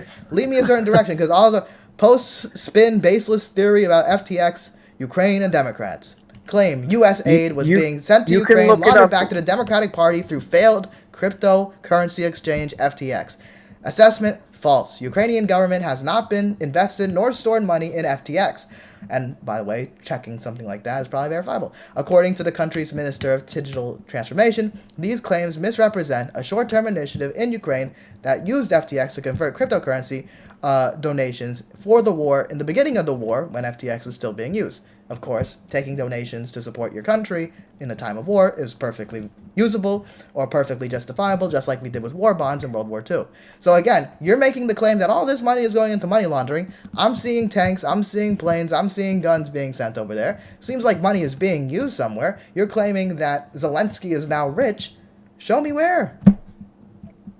He is, and you can look it up on your own. Just I'm not show going me to go where. through it again with you. Here, another Oh my one. God! Russia fake news targets You Ukraine can look. Zelensky. You can from read any of lavish that shopping stuff you want, sprees and I don't to even know luxury which ones you're yachts. even reading. I'm going to different sources. I went from PolitiFact to the AP to now DW. Political is horrible. AP, a bunch of these you're naming are all every single one you don't like. hardcore I should, left. No, first They're of all, none hardcore left. of these things are hardcore left. I would like you to define what left is. But you were literally telling me to look at Russian Just talking like points earlier. NPR, they're propaganda machines from our government. Earlier, I referenced The Intercept, an institution, a publication that has exposed United States war crimes, that has exposed us in Iraq, Afghanistan, in Israel, and so on and so forth. This is not a pro-State Department organization, but they were saying that your claims of biolabs were false. So I'm referencing sources that also push against the United States narrative. Your sources are Well, that's interesting Russian that sources. Victoria Nuland, under oath, would say that then, isn't Again, it? you're That's really referencing interesting. one person. You're referencing one person. Under oath. Under oath. Yeah, a lot of people lied under oath. Donald Trump lies under oath. Everybody lies under oath. From the Biden administration. You've lied too, brother. In this conversation, you've lied. No, I have not. Yes, no, you did. I have not. You did. Your facts are not right. So 15 million people came here in 4 years. Yep, and with the Where's CB1 your app source there? Where's your source there? CB1 app and all of them, they didn't report any of that stuff. I referenced conservative sources that whole purpose exists is to end immigration. I referenced people from your side, and they said the total number of people here is 14 million, and you claim that 15 million are here in 4 years. So, again, you're not exactly having a clean streak of honesty. I'm referencing multiple sources to look up your claims because you haven't provided a single source. You haven't provided a single source. And they were 300,000, 200,000 month after month, and they were in the millions. Where is your sources? Oh, my God. I reference conservative sources. You can look up all your facts and your sources on your own. I'm not going to go through them all with you. So you are making a claim. You can't back the claim. When I look up sources from your own side, it disputes what you have to say, and you want to talk about honesty to me. All right. Anyway, bigger picture. You want to focus on a bigger picture rather than the micro picture. There is a country invading another country. The arguments for joining NATO is that you join NATO to deter that country from invading you. That perspective was pretty weak after the Soviet Union fell because there was no invasion of mainland Europe by Russia. But then, in 2022, Russia did invade and justified that argument completely, and that's why you had Finland and Sweden join NATO. So, yeah, unfortunately, if you're anti-NATO like yourself, I'm not giving a stance on whether NATO is good or not, but from the anti-NATO perspective, you fucked up when you invaded Ukraine. Whether Russia should or not is a whole other separate issue. Can you give a clear stance? Let me explain. Should they invade other countries? Should they conquer Ukraine? That's their issue and problem. What they're going to do over there between those two countries, not between us. Give me a stance. Is military invasion justifiable because you feel there's a threat of NATO expansion? Well, if you feel there's a threat, yeah, absolutely. Absolutely, okay. It is. So, I mean, 100%. every war has justifications, you know? Sure. Like, Hitler had his quote-unquote justifications, right? That doesn't mean it was actually justified, though. So, do you feel that the invasion of Ukraine, was justified? I already answered this question, and yes, no, you didn't. It was. I think from his standpoint, yes. Okay, so just to be clear, you're for the Russian invasion of Ukraine. Nope. Now you're putting words in my mouth. You asked if it was justified. Yes, that's literally, brother. I literally said every country has their justifications for war. Germany had its justifications. And you asked if it was justified, and I said yes. And then you asked if I agreed with it, and I said no. Hold on. No, I mean you should be able to follow this. This is not complex. I said this specifically, man. That every country has its justifications, but that does not justify it. Hitler had his justifications, but that does not justify his military invasions. So, Putin might have his justifications. I asked you if it is justified. You said yes, but now you're back and you're doing a bit of backtracking. You're saying no, it's not right to do it. I'm saying from Putin's standpoint, it was justified. And yes, I believe from his standpoint, it was justified. So, when I'm saying the word justified, I'm saying correct. So, it was correct? From Putin's standpoint, it was justified. Correct.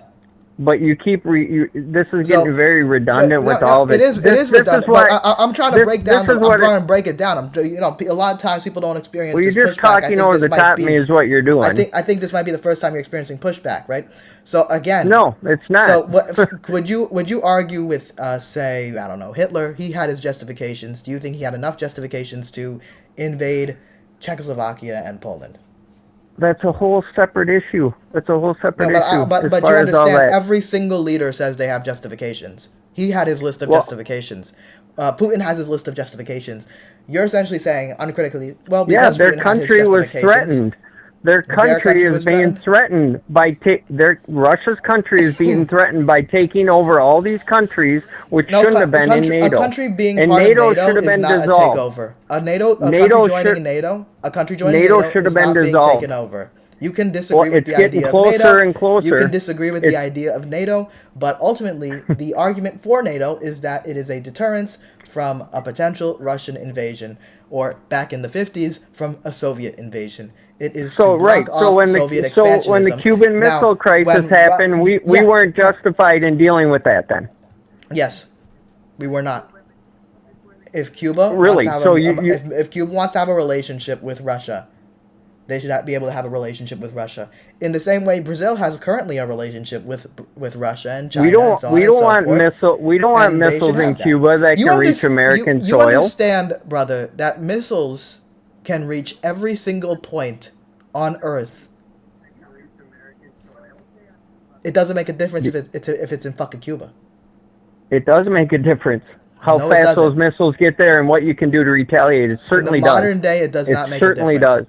These missiles go into fucking space, and they go into, and then they hit their target. And they're an hour away. So that's again, a whole different story. So you support a military invasion of Cuba?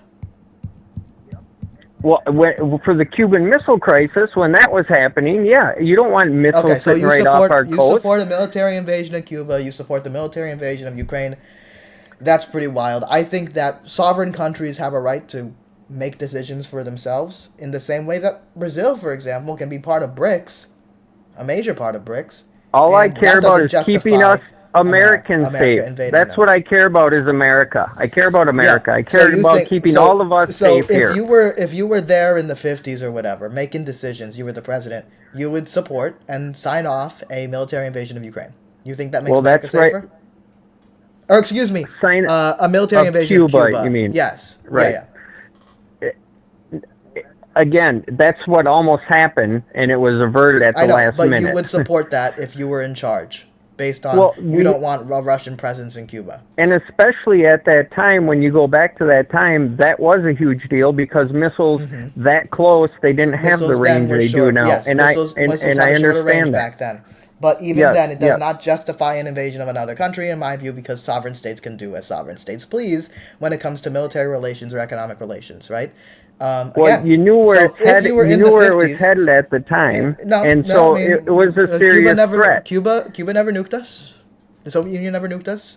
In fact, it was missile crisis. Didn't. You're right. It was that missile crisis that potentially got us closer to nuclear war.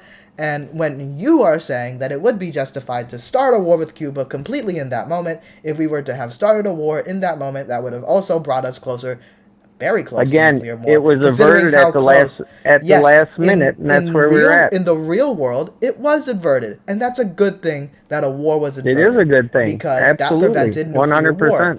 But based on what you're saying, in the same way you're saying it's pretty much justified for Russia to invade Ukraine because NATO made them scared, it would be perfectly justified for the United States to invade Cuba, even if that risk, more so than what actually happened in history, starting a nuclear war. I say it's not justified to start a nuclear war. They had to make their assessments at that time, and we have to make assessments all along, and we have to keep ourselves safe, and I think every country should do its best for each country.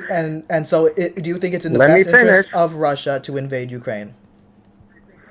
That's a whole separate issue. Again, I'm going to say that again. Okay, what they need to do over there, I get where he's coming from as far as Putin. I don't necessarily agree with it. No, I've explained that. I don't want war, period. Okay, and I don't want, and I'm pretty sure. If you don't justify the war, then if you don't support it. Well, that's again, justifying it is one thing. Supporting it is a whole nother. But the point I'm making with all No, this you is I'm essentially spent this whole time arguing for it. Let me finish. Let me finish. You've been arguing for it. Trump is not a war hawk, okay? And I'm going to tell you that straight out. He didn't have any wars on his watch the last presidency. He was the first president in a long time. It's really easy to not start a war when your country's already at war. How much did he increase the drone strikes? There was isolated terrorist attacks to keep our country safe, and ISIS. He increased drone strikes 432%. It's not exactly isolated when you increase it beyond not even just, oh yeah, we doubled it. There wasn't any war started because of the things he did and the way he handled things. Countries, and he let Saudi Arabia. What did he do with Saudi Arabia and their actions in Yemen? Trump is taking America and making it safe again, and that's what he's doing across the board. What did he do? So he increased drone strikes 432%. He bombed multiple different countries, I think 8 different countries, with Saudi Arabia and what the human rights agencies at the time were calling the worst humanitarian crisis in the world. I would call it a genocide. What Saudi Arabia was doing in Yemen. What did Donald Trump do in that scenario? Again, Donald Trump has made isolated things that he's had to do, and he's going to have to do that. And any president is going to have to, especially as we're the superpower. Are you aware of what was happening in Yemen? Or I don't know if I know all. I'll be honest with you, and I'll tell you if I know something or I don't. I don't know all the details with Yemen. So here's the basic idea: Saudi Arabia, bigger country, doing a military action in Yemen, causing a massive humanitarian crisis, the worst humanitarian crisis in the world at that time. Frankly, it makes what's happening in Gaza, which is also a massive humanitarian crisis, look small in comparison. And Donald Trump had the opportunity to stop the United States sale of weapons to Saudi Arabia when a bill was brought to his desk, passed through the House, passed through the Senate, written by Democrats and Republicans, Bernie Sanders and Republican Mike Lee, to stop the U.S. sale of weapons to Saudi Arabia. He refused to, he vetoed it, and we continued selling weapons to fund a genocide. So you can't call this man a dove when you fund a genocide. In the same way, I wouldn't call Joe Biden a dove for what he's been doing with Gaza, right? So, but Trump had his Gaza. Trump took the money from Sheldon Adelson and gave Israel everything they wanted in that region of the world, including Syrian territory. They took the Golan Heights, which is Syrian territory. So Donald Trump is no dove. And how can you be a dove when you had an opportunity to stop giving weapons to a murderer? If you saw a serial killer and then you handed them a knife, and you knew they were a serial killer, and they're like, "Thank you, I'm going to kill more people with this," is there no responsibility on your part? Again, I have to dig into all the details what you're talking about with Yemen. Yeah.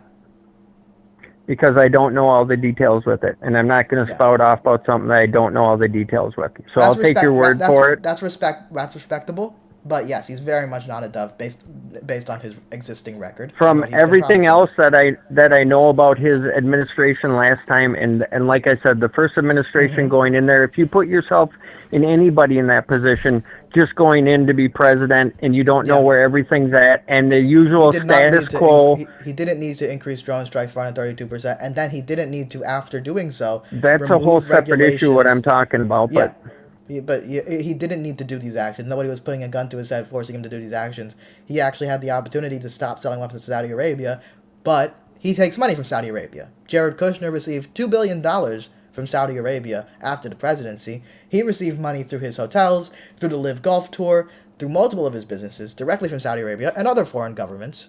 But, no, he was definitely no dove, and he has financial incentive to not be one. And he's very corrupt. So, and all it makes sense. If Donald, here's the thing with Donald Trump, and this should, and I don't know how the left doesn't see this at this point.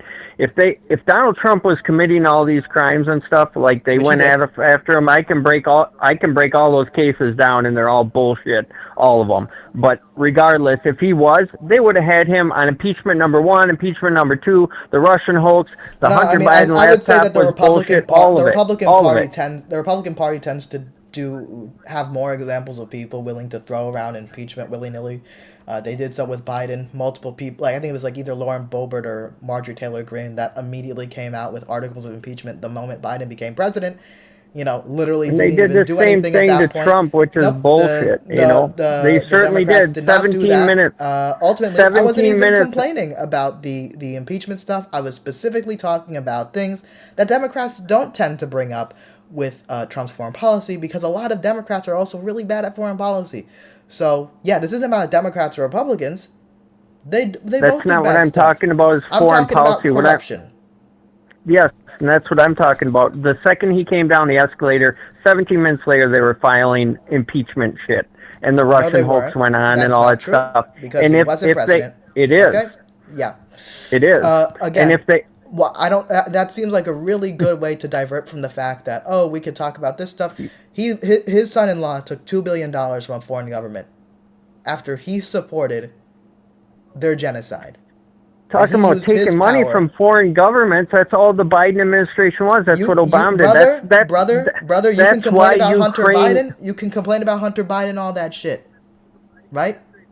I think Hunter Biden was absolutely into some corrupt shit when he had a job in the board of Burisma. Hunter Biden had no business being in Burisma. How did he so get if that you, job? my friend, how did he get that job? Yes, corruption. He was the son job? of the vice president. This isn't a gotcha, because I also think it's corrupt. Yes. So if you can call that corrupt, then you can call receiving 2/5 of Donald Trump's entire net worth at that time, 2/5 of his entire net worth, receiving that money, you can probably call that corruption too, right? 2/5 of what? Donald Trump's net worth at that time was $5 billion. Jared Kushner received $2 billion. He received 2/5 of Donald Trump's entire net worth from a single investment from Saudi Arabia.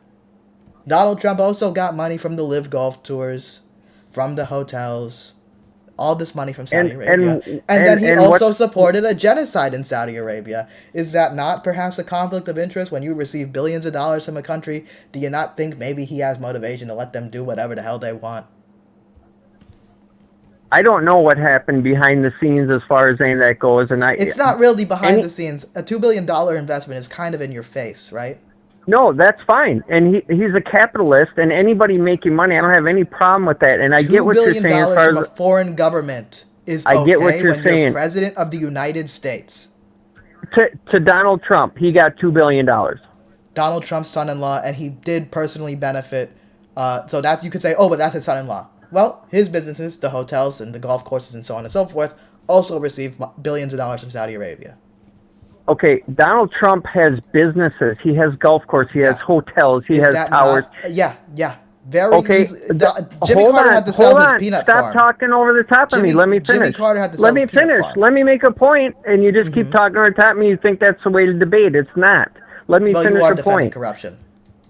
I'm not defending corruption. I don't want any corruption. I'm hoping that's what Trump is in there to do, is weed out all this corruption. So let me finish my point. Why would you believe that he's going to do that when he literally has a record of benefiting from that corruption? Son-in-law getting $2 billion from a foreign government. He also getting money from that foreign government. And then, of course, his policy agenda is in support of that foreign government's genocide. Because his son got... Because he got money from a foreign government does not mean it's corrupt. And I wouldn't say the same thing with Hunter. Are you serious? The only problem is this, okay? And this is if you let me, so are you gonna let me talk, or I'll just hang up? I mean, we've had a good conversation. You gonna let me talk, brother? Do you think that Saudi Arabia gonna let did that me talk? Out of the goodness of their heart? Are you gonna let me talk or not? I'm asking you a question, and you can talk to answer that question. The bottom line is this. The Bidens had nothing as far as any businesses or anything else. Joe Biden, under Obama, went over there and got Hunter on the board. Yes. They had shell companies set up. Right? They were major corruption. Okay, good. You can call that corruption. Thank you for calling something corruption. Now I'll follow up with what you're talking about. Now, as far as Trump and his whole family organization, he's got hotels and golf courses and deals around the world. So whatever the money you're talking about, I would have to go and dig in to see what it was, what it went for. Yes, you do. You do. I'm explaining to you.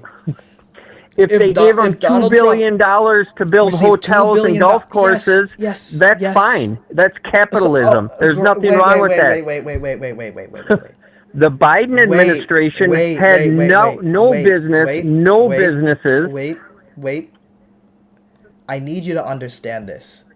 You've spent from the beginning of this conversation, oh, Donald Trump's gonna drain the swamp. Oh, Joe Biden's corrupt this.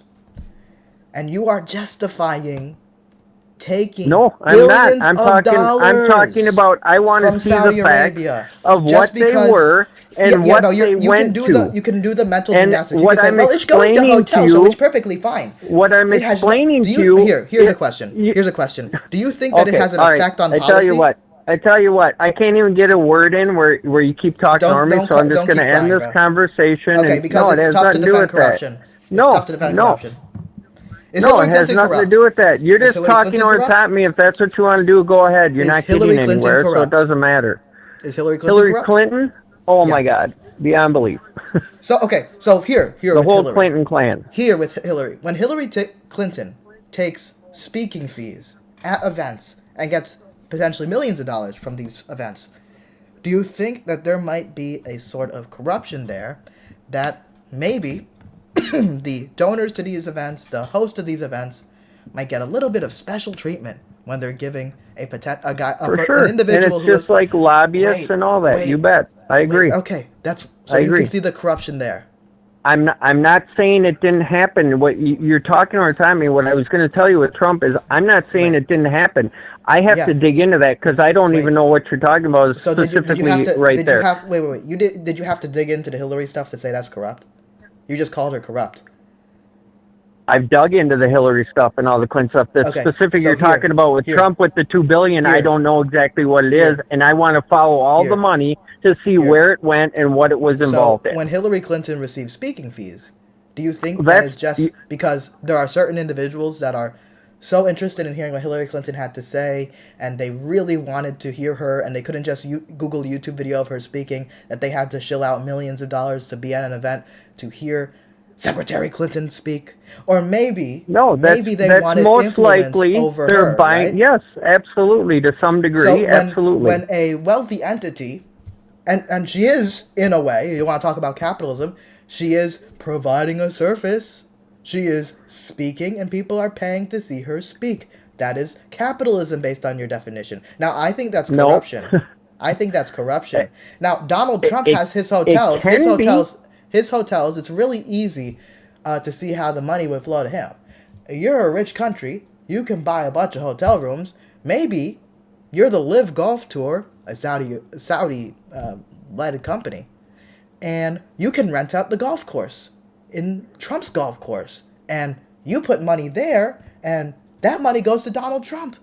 It certainly could. It certainly could. I don't deny that one bit. It certainly could be. Is that corruption or capitalism? It could be. It depends. You have to follow the money and see what happened with it, So and if favors were bought. Yes, it can be. I agree 100%. 100%. Money to politician. Millionaires give money to politician. It happens every election. Unfortunately, the elections are super expensive, and both sides of the aisle again. Donald Trump is pretty uniquely corrupt, taking billions, and usually politicians take millions, and they do it through our corrupt campaign financial system.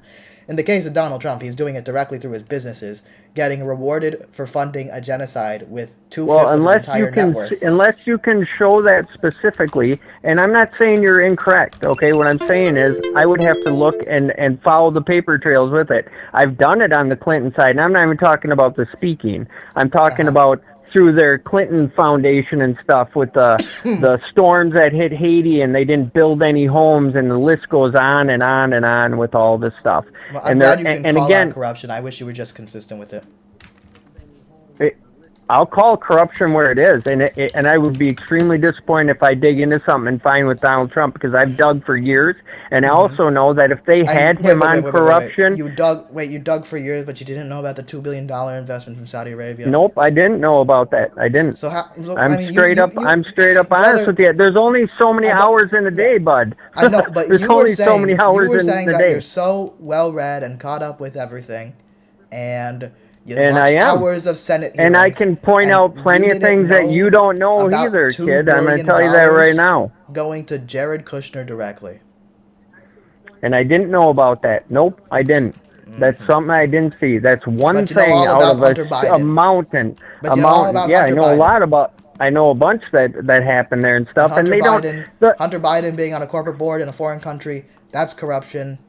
But Well, $2 for billion sure from is. Saudi Arabia, 2/5 of He Donald Trump's had. entire net Hold worth, that's on, not hold corruption. on, hold on. Hunter Biden had no experience in that field. Okay, Yeah. we know he's strung out and everything else. Okay, he got that we because know he's the fucking vice president's son at the time, right? So Jared Kushner, exactly. the vice president's And son-in-law, they got bought. $2 billion from an investment firm, which Hold Mohammed on, bin Salman you're jumping is to directly a part something of. else. Let's finish one thing first. So with Hunter Biden, you don't say that's corrupt or what? I do say that's corrupt. Yeah. Okay, the kids of politicians should not be involved in corporate boards of foreign countries. Yes, and you know that they had shell companies to launder all the money through, and it did come back to Biden and all that. I'm not aware of the shell companies. I don't particularly care. They did. I called it corruption either way. There is no business there. The president and vice president should not be using their office to enrich themselves or their children. Okay? Hold on. Yes, agreed. Okay. No, you don't agree because you're justifying the Jared Kushner shit. I haven't even finished yet. You're just cutting me off. Uh-huh. Okay, so with the shell Trump company, hold on. Corrupt? There you go, cut me off again. Okay, you have a good night, bud. Because you're avoiding it. You're for corruption. And you don't even realize. You're just talking over the top of me. You've defended and you war, won't let me you've finish. lied about immigration, and you've Are you defended going to let corruption. me finish? Why are you going to let me corruption? finish it? So can you criticize Donald Trump for being corrupt? Okay, this is just getting dumb. You have a good night. Is what Jared Kushner did corrupt? Have a good one. You're afraid of it.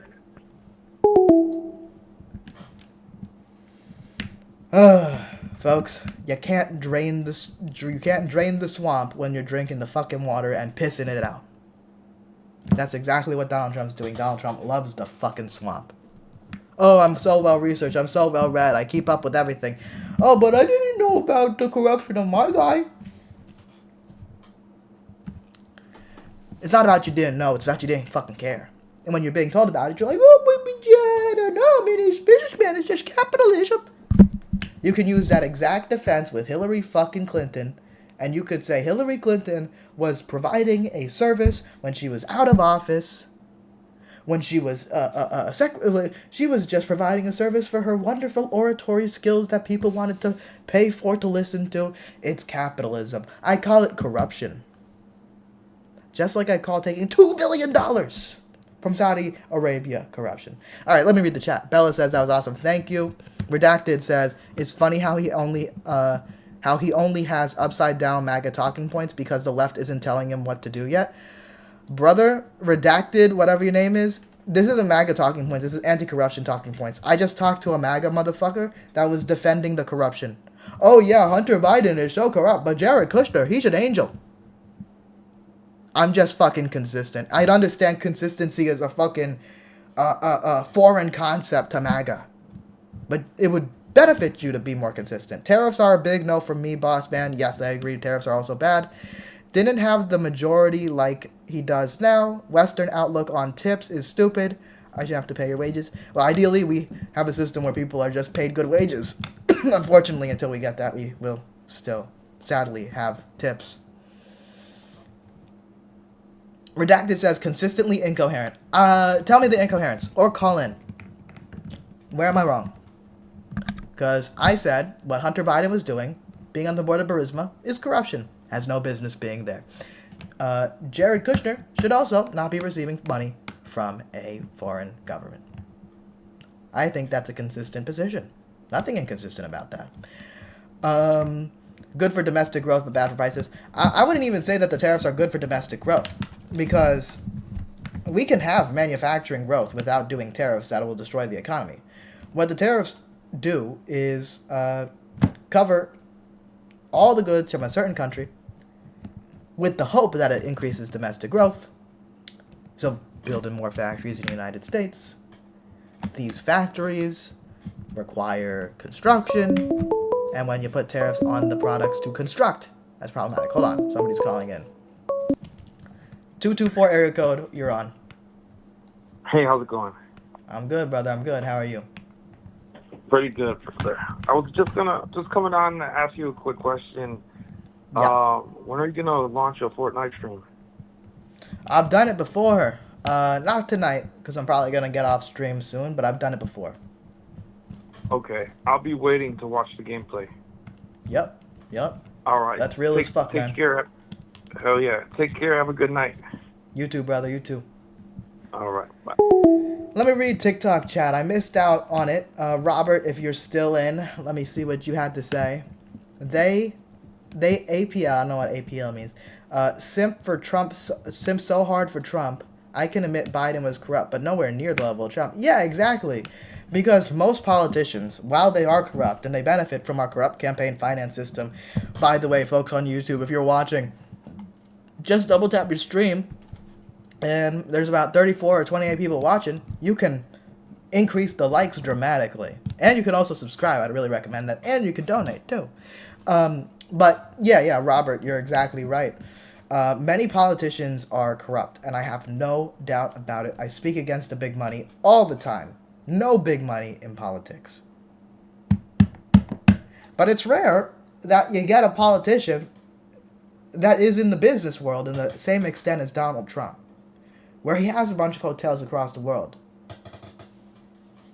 And these businesses provide a good avenue for corruption, for getting money from foreign governments, and so on and so forth. And that's one of the big issues with Donald Trump, is the corruption, and is the scale of his companies that allows for that. Jimmy Carter was also a businessman. Jimmy Carter had a peanut farm. And Jimmy Carter had to sell his peanut farm to avoid potential conflicts of interest, corruption. Let me go back. Devin Craig says, companies at home generally get lazy because of lack of competition from foreign governments. This is another thing about the tariffs when it comes to addressing how it'll affect companies at home. When the tariffs are put onto you, that we put onto others, that hurts American companies. The best example of this, I would say, is the tariffs that were put in place after the Great Depression had began under Herbert Hoover. And the goal was to have increased revenue into the United States by, taxing these goods through the tariffs. And also encourage domestic production, domestic job growth by, having that pressure of domestic industry because people want the goods. So why don't you just build more factories here and sell them here and blah, blah, blah, blah. As a result, other countries matched our tariffs. And at the end of the day, our businesses suffered because they lost their international market and people lost their jobs. Would be down to call if the topic was about, Daniel Craig, consider you in timeout. I don't fuck with the anti-Semitism or the Nazi shit. I'll debate regular MAGA, but not Nazi shit. And with that, we got some standards here, folks. I'm probably gonna end stream. What is with the lately, guys? This is the thing that I've noticed. It feels like there was a shift in the algorithm. Like these live streams are not being pushed as intensely as they were previously. I feel like maybe that's just me. Maybe that's just the lack of consistency, right? Either way, we're gonna keep grinding because even with a smaller gradual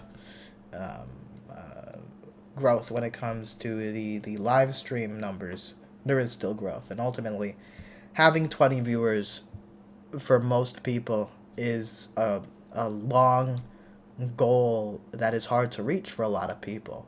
So, I'm grateful either way. So we're going to keep grinding. Alright? And I was sick today, too. Shadow ban. For real. No, literally. I don't know what's been kind of going on with the numbers, but, actually, and this is not me, being oh, YouTube's coming after me. I don't think I'm shadow banned, but I do think they might have had an algorithm shift with the short streams. Maybe, they're trying to put less politics and stuff. But I see similar content creators. Well, actually, I'm looking at Jola Talks Politics. His numbers are still pretty fine. It's at 315, which would be really good for me. But I feel like with 19,000 subs, I feel like he's had more. But I am seeing here, one of his streams in 20 hours ago had 110k views. So maybe I should just restart the stream more. You know what I mean? If the algorithm's not pushing enough, just fucking restart the stream. And then hopefully shit gets figured out, you know? But either way, we'll keep grinding, because as long as we keep grinding, the growth continues. Even if it is more subtle growth, you know? But I'm sick, so I'm gonna get off now. Thank you all for watching. Let me look at the chat a little bit, because I missed practically everything for the last few hours. $2 billion grift, Hunter bullshit, no digging, $2 billion grift. Yep, he didn't want to do that. Protect the billionaires, that's what Democrats do. I'm gonna call and interrupt this weenie and talk nonsense. Wealthy, you're talking about money. What are you, a capitalist? I don't understand what Bravo Stone was even talking about. It's like such incoherence. They have Donald Trump as their profile picture. Is this a cosplayer? I think this is a cosplayer. A cosplayer of Donald Trump with a girl. Again, I anger people that are in the cult. I'm not surprised by that. But y'all gotta get out of the cult, man. Day 37, he's still not have shown. What kind of debate is this, Nathan? You are making 0 cents. WTF are you even talking about? $2 billion grift. Good night, fellow deplorables. MAGA. Bravo, got a point. Obama, border patrol, bring back the porter-in-chief. It's crazy that Democrats can't see why y'all lost. You are all gonna keep losing. That's how misinformed you are. They're eating the dogs. I'm out of here. This Steven Sparks said I'm out of here, but then kept coming back.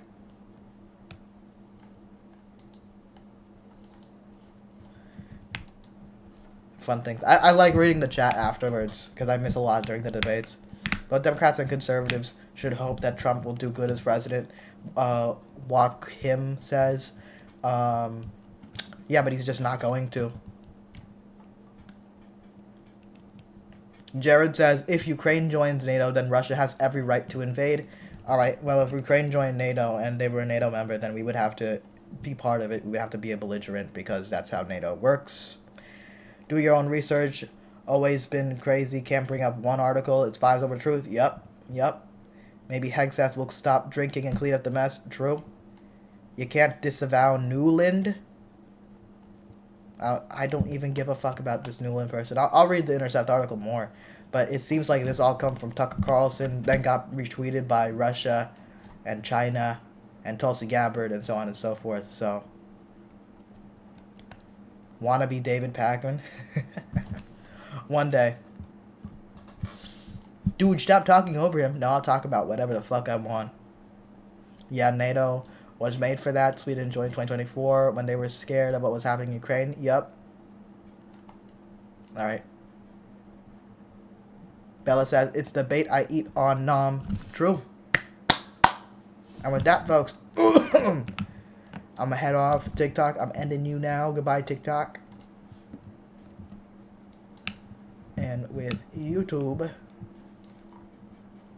what was going on in fucking TikTok? This cartoon talks about politics and more Russian hoax stuff. People would do anything to not have to work. How do they know how many cross the border? It ain't working. People invading the U.S. every day. What the fuck? You can't prove Trump will hurt you. It's interesting how, like, and this is not me condescending, right? This is just what I see. A lot of Trump supporters, like, they be typing like children, actually. Maybe it's about, like, maybe it's like a bit of a horseshoe with, like, being old, right? Sort of like, babies are here, they type a certain way, you see them in the YouTube Shorts comments. Excuse me. And then you go over here, and it's like the Zoomers and Millennials that have grown up with the internet, they type a certain way. Then you get older and older and older. And you're like where the Boomers are. and they gotta match the same energy as the fucking babies in the YouTube short comments. Maybe it's like maybe that shit. Horseshoe theory. Anyway, thank you all for watching. I very much appreciate it. But I'm gonna log off now because I'm sick and I need some rest. Alright, see you later.